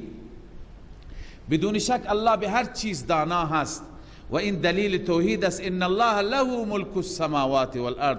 فقط و فقط پادشاهی آسمان ها و زمین برای الله است، لا لغیره. یحیی و یمیت، اون ذات است که زنده می کند و می میراند. و ما لکم من دون الله من ولی ولا نصیر. ای بندگان، نیست برای شما بغیر از الله هیچ ولی، هیچ حامی و هیچ نصیری، هیچ نصرت کننده. لذا دیگران را به عنوان ولی و حامی ندانید، فقط خدا را حامی خودتان بدانید. خب لقد تاب الله، از اینجا اعلام چی هست؟ اعلام قبولیت توبه. عرض کردم چند گروه بودند. اولا الله تعالی در رأس اینها قرار میده اون مهاجرینی را و اون انصاری را که در سخت‌ترین شرایط رسول الله را تبعیت کردند، پیروی کردند. الله میفرماید بر اونها رجوع کردم، یعنی اونها را بخشیدم، اینها دیگه از گناه پاک شدند. دوم، اونهایی که خودشون را به ستونها بستند، اونها را هم الله به توبه اونها را قبول کرد. سوم، بالخصوص اون 3 نفر الله میفرماید، اون 3 نفر را اینجا الله یاد میکند، چون توبه اونها واقعا توبه بود و سخت بود بر اونها. امتحان و آزمایش سختی آمد، حتی که تحریم شدند از طرف زن و فرزند، ولی الله عزوجل آخر اونها را بخشید. این اعلام است. الله می فرماید لقد تاب الله، بدون شک به درستی که الله رجوع کرد، الله توبه قبول کرد. توبه به معنی رجوع هست، بازگشت هست. رجوع ما به معنی توبه کردن است، رجوع الله به معنی پذیرفتن توبه یا بخشیدن. لقد تاب الله، الله رجوع کرد علی النبی، بر نبی خداش، والمهاجرین، و همچنین بر مهاجرین، والانصار، و انصار، الذین اتبعوه، آن مهاجرین و آن انصاری هایی که اتبعوه پیروی کردن رسول الله را، فی ساعت العسرة، در ساعت سخت، در اون لحظه تنگ و در ساعت سخت. من بعد ما کاد یزیغ قلوب فریق منهم، بعد از این که نزدیک بود یزیغ قلوب، کج بشه دل یک گروهی از آنها، یعنی اینقدر سخت بود گروهی از مسلمانان نزدیک بود تخلف کنن، نروند. یزیغ قلوب فریق منهم، کج بشه دلهای یک گروهی از آنها. ثم تاب علیهم، سپس الله بر آنها رجوع کرد، نگذاشت آنها منحرف بشن. انه بهم رؤوف رحیم، همانا الله نسبت به آنها رؤوف است و مهربان است، رأفت دارد، نرمی دارد. و علی الثلاثه الذین خلفوا، همچنین الله پذیرفت توبه 3 نفری را و رجوع کرد بر 3 نفر، علی الثلاثه، بر آن 3 نفری که خلفو، آنها پشت سر گذاشته شدند، تخلف کردند، نرفتند به جهاد. الله اینها را هم توبه اینها را هم قبول کرد، بر اینها هم رجوع کرد. حتی اذا ضاقت علیهم الارض بما رحبت، الله می فرماید حتی که وقتی که تنگ شد بر آنها زمین، بما رحبت، با وجود فراخیش، با وجود وسعتش، و ضاقت علیهم انفسهم، دل خود آنها هم تنگ شد، دلشون گرفت. وقتی انسان پریشان باشه چقدر دلش میگیره. الله می فرماید و ضاقت علیهم انفسهم، دلشان بر آنان تنگ شد، به خاطر اینکه رب از اونها ناراضی است، به خاطر اینکه رسول الله از اونها دلخوره. و ظنوا ان لا ملجأ من الله الا الیه، الله می فرماید آنان یقین کردند که هیچ پناهگاهی نیست من الله، یعنی از خشم الله، الا الیه، مگر به سوی خود الله. لذا اونها به این یقین رسیدن. یقین همه ما باید این باشد، هر وقت مشکلی پیش میاد، حتی چوب و کتک خدا اگر باشد، باز هم به سوی خدا برگردیم، چون لا ملجأ من الله الا الیه. رسول الله صلی الله علیه وسلم این ورد را همیشه میخواند، اللهم لا ملجأ ولا منجأ منك الا الیک. بار الها هیچ پناهگاهی نیست، هیچ جای مخفی نیست که اونجا بریم، منک یعنی از عذاب تو، الا الیک مگر به سوی خود تو. لذا مؤمن باید پناهگاهش الله باشد، همواره به خود خدا رجوع کند. اینها هم یقین کردند. پادشاه غسان دعوتشون کرد، از جاهای دیگه اگر پیغام آمد، اینها هیچ جا را جواب ندادن، میدونستن که تنها پناهگاه خود الله هست.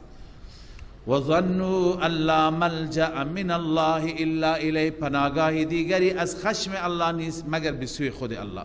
ثم تاب علیهم لیتوبوا، این توجه خاص الله را میرسانند. سپس الله بر اونها رجوع کرد، لیتوبوا، تا اینها در مواقع مختلف توبه کنند، در مواقع مصیبت و معصیت و پریشانی، هر جا اینها توبه کنند. ان الله هو التواب الرحیم، همانا الله عزوجل تواب هست، توبه پذیر است، الرحیم مهربان است، هر کسی توبه بکند الله میپذیرد. یا ایها الذین آمنوا اتقوا الله، بعد از این خدای عزوجل ترغیب میده به سوی اخلاص، به سوی تقوا، و همچنین راهکار بیان میفرماید، راه حل تقوا را بیان میفرماید.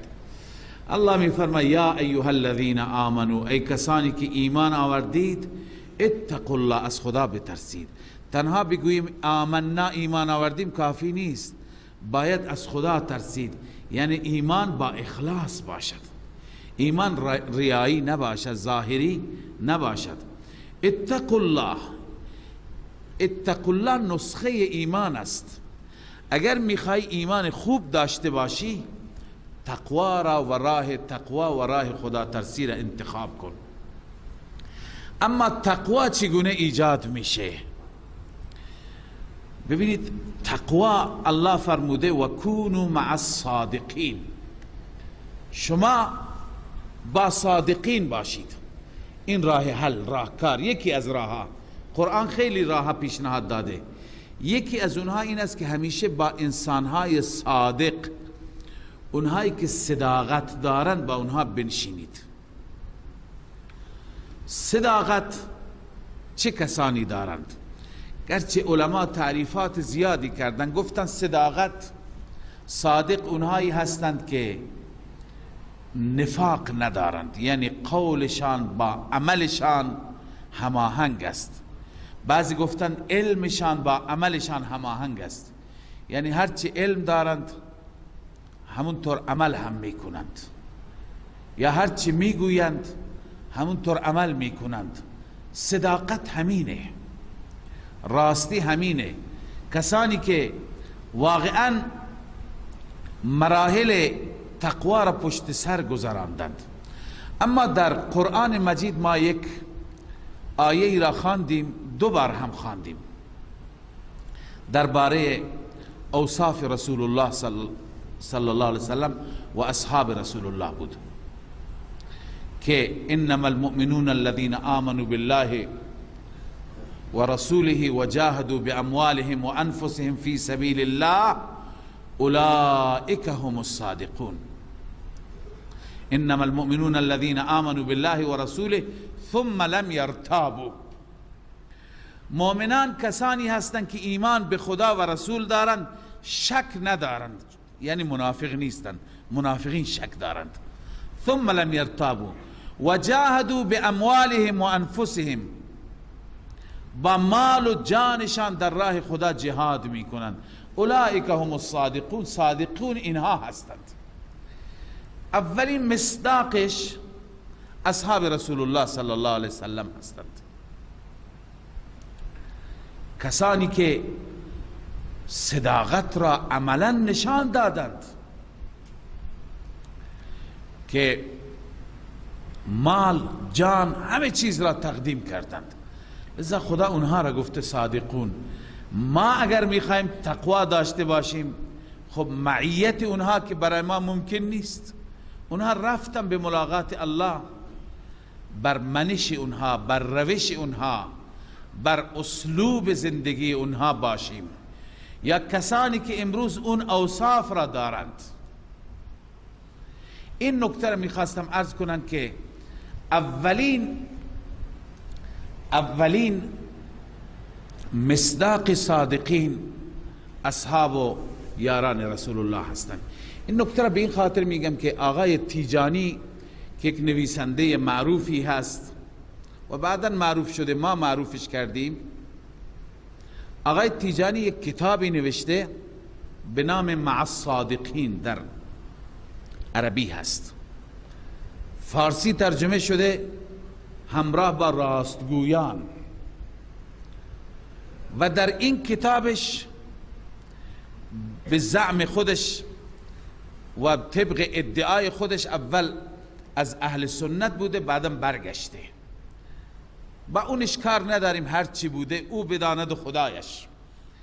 اما همش بر علیه اصحاب رسول الله صحبت میکند تو کتابش و مذمت و رد صحابه میکند. از یک طرف مع الصادقین، از یک طرف ضد صادقین. این با هم جور در نمیاد، این تطابق ندارد، همخوانی ندارد. الله عزوجل به اصحاب رسول الله میگه صادقین.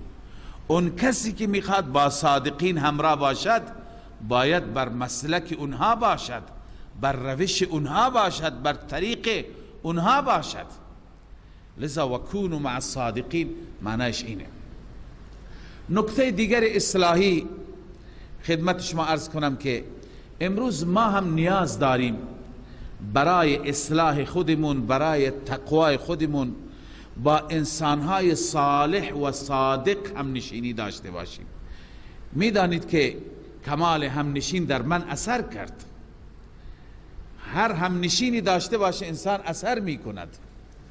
بعضی افراد از ما هستیم که همنشین های خوبی نداریم، حتی رفت و آمد خانوادگی با افرادی داریم که در اون افراد دین نیست، تقوا به چشم نمیخورد، صداقت نیست، منکرات هست، معاصی هست، رقابت در مادیات هست، تجملات هست. اینها برای ما، برای تربیت فرزندان ما، برای تقوای ما، برای اولاد ما مفید نخواهد بود. و چه بسا بعضی ارتباطات هستند که اثراتشون را مثل سم بر زندگی انسان و بر اولاد انسان میگذارد.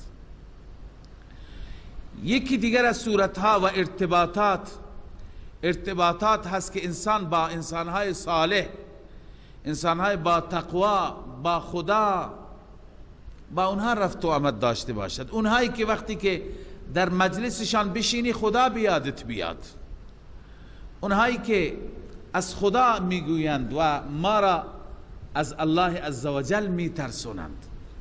لذا با اینها همراه شدن و با اینها در کنار اینها شدن، اینها اثرات خوبی برای انسان، برای تقوا، برای خدا ترسی انسان خواهد داشت. پس ما در ارتباطات خودمون و تعلقات خودمون و روابط خودمون باید تجدید نظر بکنیم، با چه کسانی رفت و آمد داشته باشیم. اینجا الله عزوجل علنا میگه که اگر میخواهید تقوا داشته باشید در زندگیتون، خدا ترسی بیاد، لذا الگوهایی را انتخاب بکنید که اون الگوها برای شما در زندگی تأثیر گذار باشند. لذا وکونوا مع الصادقین، با صادقان باشید. اونایی که صادقند بنویسید قولا و نیتا و عملا، هم قولشان هم نیتشان هم عملشان، که متاسفانه این نوع افراد بسیار اندک هستند. خدا صادقین را در میان ما بیشتر بگرداند. ما کان لأهل المدینة و من حولهم من الاعراب. من یک نکته‌ای که در دلم هست این هم خدمت شما عرض بکنم، اون اینه که بنده اعتقاد دارم و مطالعه اندکی که کردم که کسانی که به شکل جماعت در راه خدا تشکیل میشند و به منظور دعوت و تبلیغ میروند، اینها یکی از مصادیق صادقین هستند. به چه دلیل؟ دلیل اینه که اگر علم کم دارند بر اساس همون علم عمل میکنه. یاد گرفته که روز 300 بار مثلا فلان اذکار را بخوان، پایبند روش. یاد گرفته که تهجد اینقدر فضیلت داره، پایبنده بر اون. یاد گرفته که فلان ذکر، فلان ورد، فلان نماز، فلان دعا، هر چی که یاد گرفته، اندک یاد گرفته، عمل میکند. لذا یکی از صورتها که میخواهیم تقوا در وجود ما بیاید، با اینها همراهی بکنیم، با اینها تشکیل بشیم، با اینها بریم. قطعا اثر میکند. ببینی یه جوانی که قبلا هر چی بهش گفته میشه از طرف پدر و مادر، از طرف بقیه خیرخواهان، تأثیری نیست درش، ولی وقتی که همراه میشه، چند روزی با این جماعت همراه میشه، برمیگرده میبینیم کل تغییر آمده، کل انقلاب آمده. ظاهرش، باطنش، آدابش، اخلاقش، تقوایش، همه چیزش فرق میکنه. این به خاطر این هست که با جماعت صادقین همراه شده.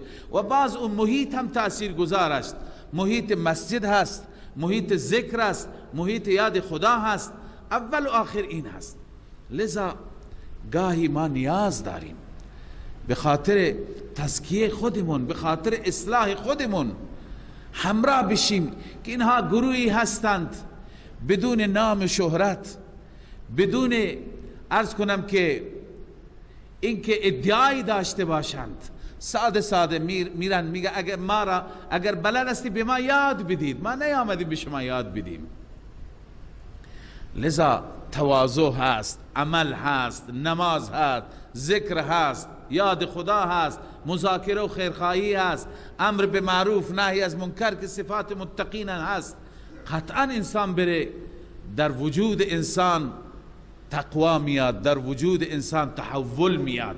یکی از بهترین صورتهای اصلاح در عصر ما، در دور ما، که در واقع مدرسه سیاری هست برای اصلاح و تزکیه، که همه علما و جمهور علما هم تایید کردن، این مسیر هست که انشاءالله هر وقتی فرصتی میشه، از کار فارغ میشیم، در تعطیلات هست و غیره، همراه باشیم. انشاءالله اون چیزی که قرآن گفته نصیب ما میشه. ما کان لأهل المدینة و من حولهم من الاعراب ان یتخلفوا عن رسول الله. الله می فرماید برای اهل مدینه و من حولهم، اطراف اونها از اعرابی ها، سزاوار نیست ان یتخلفوا عن رسول الله، اینکه تخلف کنند از رسول الله، از فرمان رسول الله سرپیچی بکنند. ولا یرغبوا بانفسهم عن نفسه، و نه اینکه رغبت بکنند برای نفسهای خودشون از نفس رسول الله. به چه معنا؟ به این معنا که خودشون خوش بگذرانند، خودشون در راحت باشند، در ناز و نعمت باشند و رسول خدا بره مشقت و رنج تحمل بکند؟ نه، باید همراهی بکنند. لذا الله می فرماید ذالک بانهم لا یصیبهم ظمأ، این به سبب این است که به آنان هیچ تشنگی نمی رسد، ولا نصب و نخستگی، ولا مخمصه و نگرسنگی، فی سبیل الله، در راه الله، ولا یطؤون موطئا، و اینها زیر پا نمی گذارند هیچ موطئی را، هیچ جایی را که زیر پا می گذارند، یعنی محل قدمشان، که یغیظ الکفار، کفار را به خشم در میارند، هر جایی که میرند و موجب خشم کفار میشن. ولا ینالون من عدو نیلا، و حاصل نمی کنه از هیچ دشمنی حاصل کردنی، یعنی دشمنی را میکشند، اسیر میکنند، غنیمت به دست میارند، الا یعنی هر کاری میکنند در راه خدا، الا کتب لهم به عمل صالح، مگر برای آنها در مقابل این عمل صالح نوشته میشه. ان الله لا یضیع اجر المحسنین، الله عزوجل پاداش چنین نیکوکاران و مخلصین را ضایع نمیگرداند. ولا ينفقون، همین افراد چرا با رسول الله معیت بشه، چرا در همه سختی ها در کنار رسول الله؟ چون که ولا ينفقون نفقه صغیرة ولا کبیره، خرج نمی کنند خرج اندکی یا خرج بزرگی، ولا یقطعون وادیا، و هیچ وادی را نمی پیمایند، الا کتب لهم، مگر برایشون نوشته میشه. هر کاری در راه خدا انسان می کند، حتی که در حدیث شریف می آید که انسان که بر اسبی سوار هست و اسب پس افگنده می اندازد، پشکلی می اندازد، هم برای این انسان اجر نوشته میشه. اسب علفی میخورد، به همون اندازه برای این انسان نوشته میشه. آبی میخورد، برای انسان همون اندازه نیکی نوشته میشه. هر چه اتفاق میفته در این راه برایش نوشته میشه. الا کتب لهم لیجزیهم الله احسن ما كانوا یعملون، عاقبت و نتیجه میشه که الله جزا میده. احسن ما كانوا یعملون، بهترین آنچه که عمل کردن، بهترین جزا را بهشون الله میده. و ما کان المؤمنون لینفروا کافه، الله عزوجل در بحث جهاد میفرماید که همه نروند، یک بخشی بشیند و علم دین حاصل کند، تفقه فی الدین حاصل کنند. اینها در محضر رسول الله صلی الله علیه وسلم، چون جهاد هم با علم حاصل میشه، با علم جهاد میشه، لذا اول باید علم باشد. بنابراین میفرماید و ما کان المؤمنون لینفروا کافه، نیستن مؤمنان تا که کامل بروند، نه. فلولا نفر من کل فرقه منهم طائفه، چرا نمی رود گروهی از اینها، از هر گروهی، از هر فرقه یک گروهی، یک دسته، لیتفقهوا فی الدین، تا که در دین علم حاصل کند، فهم حاصل کند. فقه یعنی فهم دین. و اینها ولینذروا قومهم، قوم خودشان را بترسانند وقتی که رفتن به سوی آنها، لعلهم یحذرون، شاید اونها بترسند. این فضیلت اهل علم و طالب علم هست که حتی در زمان جهاد اینها بشینند، علم دین و علم جهاد بیاموزند. معنیش این نیست که اگر جهاد فرض بود اینها از جهاد معافن. اصحاب صفه در محضر رسول الله صلی الله علیه وسلم نشسته بودند، علم می آموختند، اما وقتا فوقتا بعضی از اونها هم تشکیل می شدند، به جهاد می رفتند. پس اینها همش در جبهه ها نباشند، اینجا پشت جبهه باشند، در سنگر باشند و علم بیاموزند، بر اساس نیاز و ضرورت هم بروند. و در پایان سوره الله عزوجل بازم اعلام قتال و اعلام جنگ می فرماید با کفار، و در آخر صفات منافقین را که فقط به ترجمه اکتفا می کنیم. الله می فرماید یا ایها الذین آمنوا قاتلوا الذین یلونکم من الکفار، ای مؤمنان، ای کسانی که ایمان آوردید بجنگید با کسانی که یلونکم من الکفار، کفاری که نزدیک شما هستند، متصل با شما هستند. ولیجدوا فیکم غلظه، باید در شما درشتی ببینن، سختی ببینن. واعلموا ان الله مع المتقین، بدانید که همانا الله با متقیان هست، متقین عن الشرک. خب کفار، یکی از مصادیق کفار منافقین هستند که همواره مسخره میکنند. من عرض کردم بعضی از منافقین که خارج مدینه بودند با اونها هم اعلام جهاد بود. و اذا ما انزل سوره، هرگاه نازل میشه سوره، فمنهم من یقول، بعضی از هم منافقین هستند که میگویند، استهزاء میگویند، مسخره میکنند، میگویند ایکم زادته هذه ایمانا، در کدام یک از شما این سوره ایمانش را افزود؟ چه کسی ایمانش اضافه شد؟ به مسخره میگفتند. فاما الذین آمنوا فزادتهم ایمانا وهم یستبشرون.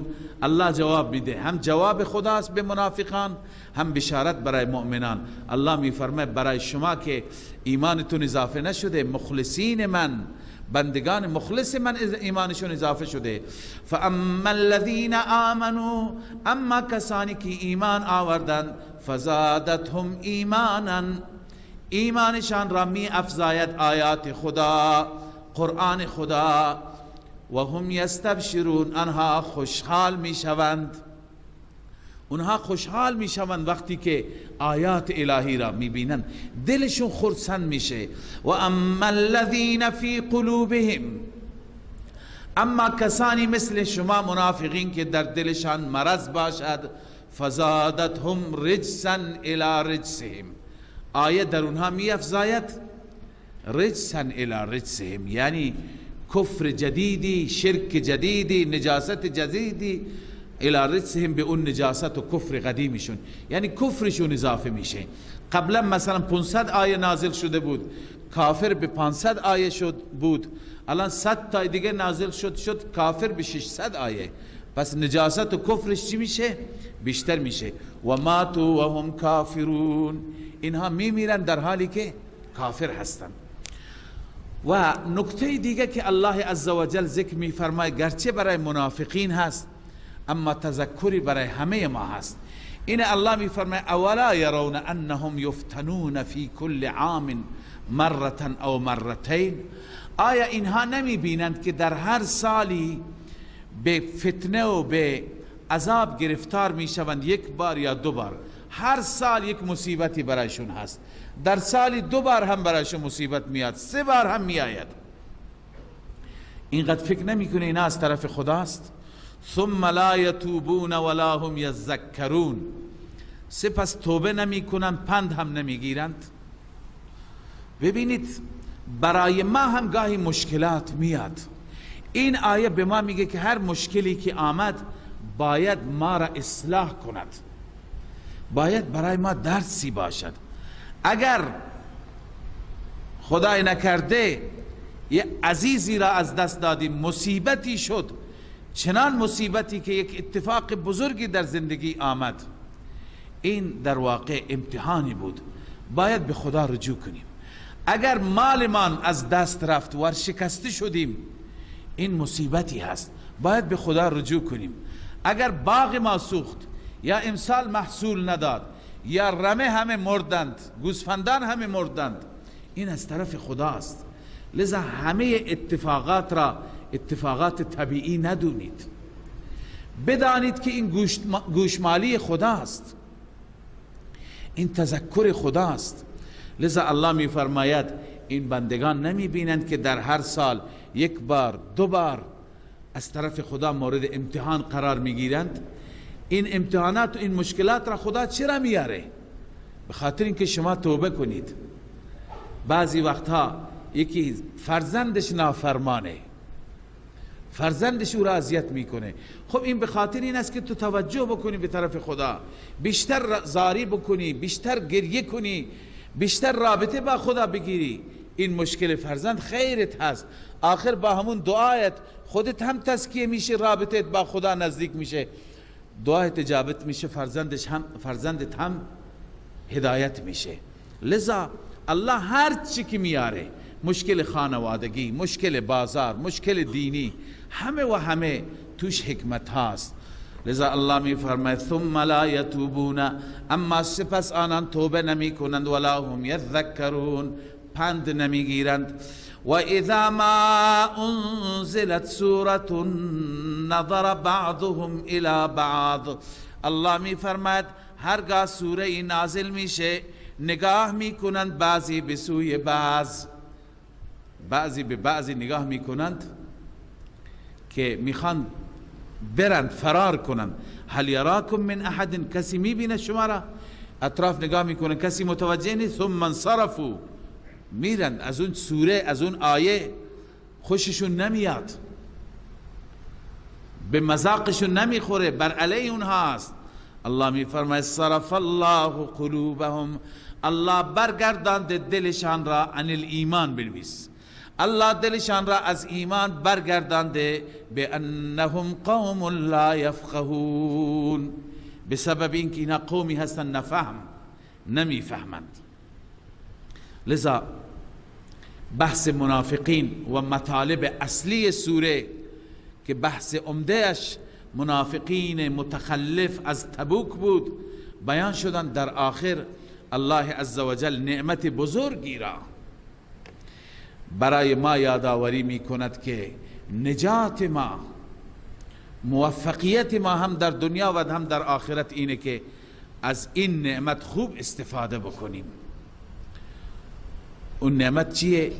رسول الله و اتباع رسول الله.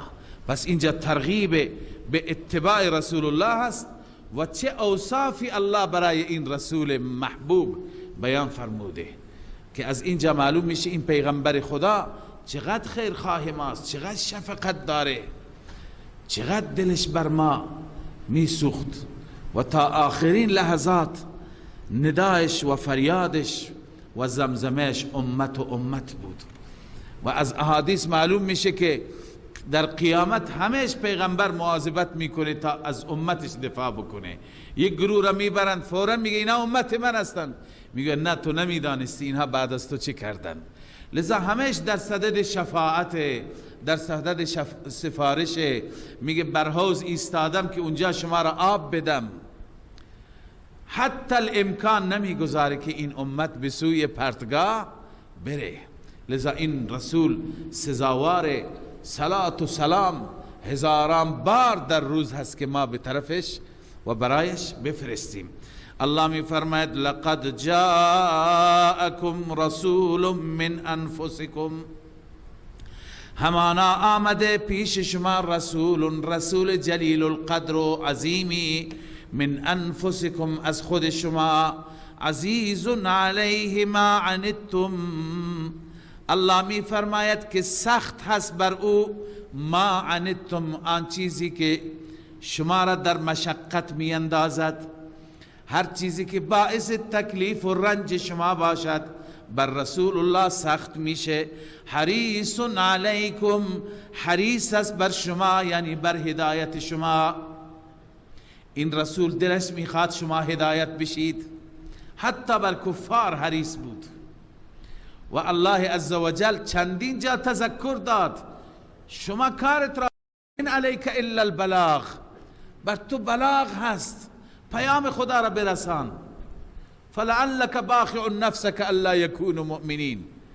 مطلب آیه این است که تو خودت را کشتی از اینکه ایمان نمی آورند. چرا اینقدر غم میخوری؟ چرا اینقدر جوش میزنی؟ ولا تحزن علیهم ولا تک فی ضیق، بر اینها غم نخور، در تنگنا نباش، هر توطئه و مکری میکنن. لذا این پیغمبر خیلی حریص بود.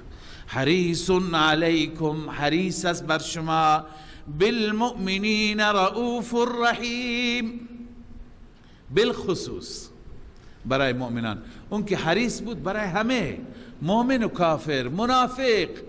منافقین را میدونست اینا منافقند، به روی خودش نمی آورد، خجلشون نمی کرد و اذیتشون نمی کرد و تندی برخورد نمی کرد. اخلاقش چه اخلاق زیبا بود. انس رضی الله تعالی عنه می فرماید در ظرف 10 سال یک کلمه تندی هم به من نگفت که من خادمش بودم. لذا الله می فرماید حریص علیکم، حریص است بر هدایت شما، بالمؤمنین رؤوف الرحیم، نسبت به مؤمنان بالخصوص رؤوف الرحیم است. رأفت و نرمی دارد و مهربان است، مهربان است، مؤمنان را دوست دارد. رسول اکرم صلی الله علیه و سلم از ما به عنوان اخوان یاد کرد. به صحابه گفت که بعد از شما برادران ما میایند.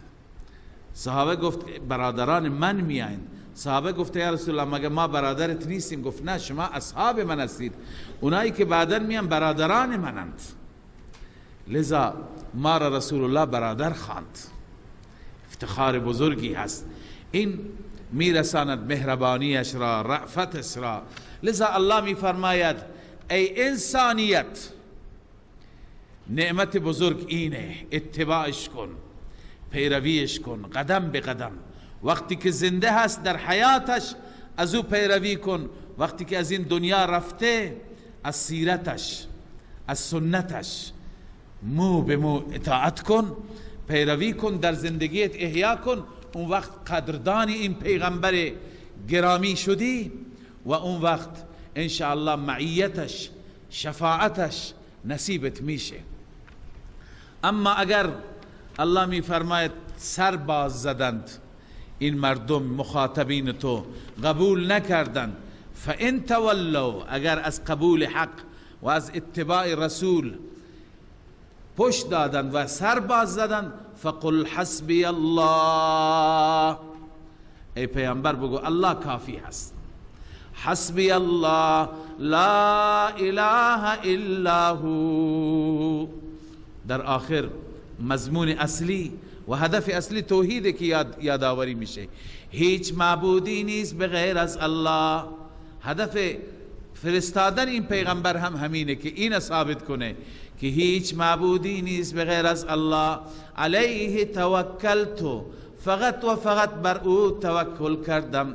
و هو رب العرش العظیم، او مالک عرش عظیم هست. صدق الله العظیم.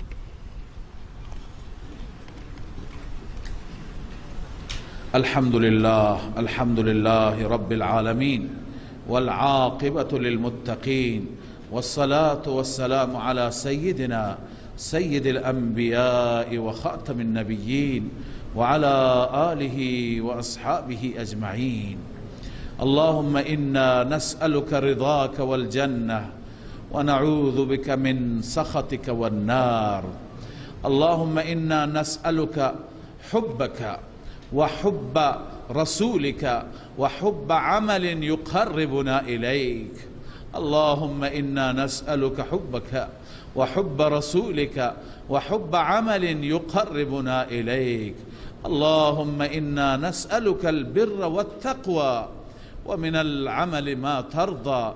يا حي يا قيوم برحمتك نستغيث، أصلح لنا شأننا كله ولا تكلنا الى انفسنا طرفة عین.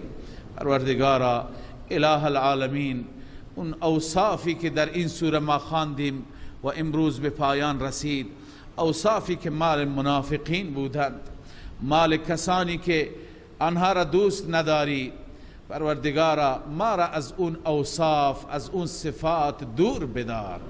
پروردگارا در وجود ما صفات مؤمنین و اهل ایمان را پیدا بفرما. پروردگارا صفت تقوا را ایجاد بفرما. صفت اتباع رسول و متبعین رسول را پیدا بفرما. پروردگارا محبت رسولت را در اعماق قلب ما جا بده. پروردگارا اتباع رسولت را نصیب ما بگردان. در زندگی ما توفیق عمل به سنت های رسولت را داشته باشیم. اله العالمین پروردگارا رسولت را شفیع ما، سفارش کننده ما در روز قیامت برای ما قرار بده. اله العالمین بر ما لطف بفرما، بر ما احسان بفرما، ما را به این آیات زیبا توفیق عمل نصیب بفرما.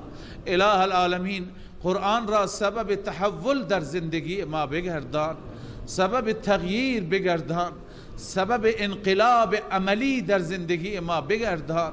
پروردگار زندگی ما را بساز، زندگی ما را به وسیله این آیات نورانی اصلاح بفرما و ما را در زمره عابدین و تائبین و پروردگار اونهایی که تعریفشون کردی و مستحق بهشت قرارشان دادی قرار بده. اله العالمین مشکلات ما را حل بفرما، مشکلات دینی و دنیوی ما را حل بفرما، مشکلات معیشتی و بازار ما را حل بفرما، مشکلات خانوادگی را حل بفرما، مشکلات تمام مسلمین را و جهان اسلام را حل بفرما. اله العالمین پروردگار بر مسلمانان لطف بفرما، پروردگار مسلمانان را به عزت و شکوه گذشته برگردان، پروردگار اختلافات مسلمانان را خاتمه بده، مسلمانان را شعور و درک نصیب بفرما تا بر قرآن همه جمع بشند، تا بر مسیر صحیح همه جمع بشند. اله العالمین پروردگارا امنیت و آرامش را به بلاد اسلامی برگردان. اله العالمین بلاد اسلامی را مأمن بگردان، جای امن بگردان. پروردگارا کشور ما را جای امن بگردان. اله العالمین همه ما را، همه مردم ما را، علماء ما را، مساجد ما را، مراکز دینی ما را از مکر ماکرین، از کید کائدین، از توطئه توطئه‌گران حفاظت بفرما. پروردگار ما را خودت حفاظت بفرما. ما تدبیری بلد نیستیم، ما چیزی بلد نیستیم. اله العالمین خودمون را، علمایمون را، مراکز را، اماکن مقدسه را به تو می سپاریم. پروردگار تو حافظ و ناصر ما باش. پروردگار بر ما لطف بفرما. برنامه‌ای که امروز عزیزان دارند که همه مسئولین برای افطاریه هستند، دعوت هستند، پروردگار به خیر و خوبی و خوشی با امنیت و عافیت و سلامتی برگزار بفرما. اله العالمین همه ما را، مردم ما را از همه توطئه ها در امان نگهدار. اله العالمین رب بر ما لطف بفرما، بقیه مشکلات ما را حل بفرما. اله العالمین وسیله آزادی زندانیان را فراهم بفرما، مریضان را عافیت بده، مشکل داران مشکلشون را حل بفرما. خاتمه ما را با ایمان بگردان و آخرت ما را آباد بگردان. ربنا تقبل منا انك انت السميع العليم وتب علينا انك انت التواب الرحيم. آمين آمين برحمتك يا رحمن.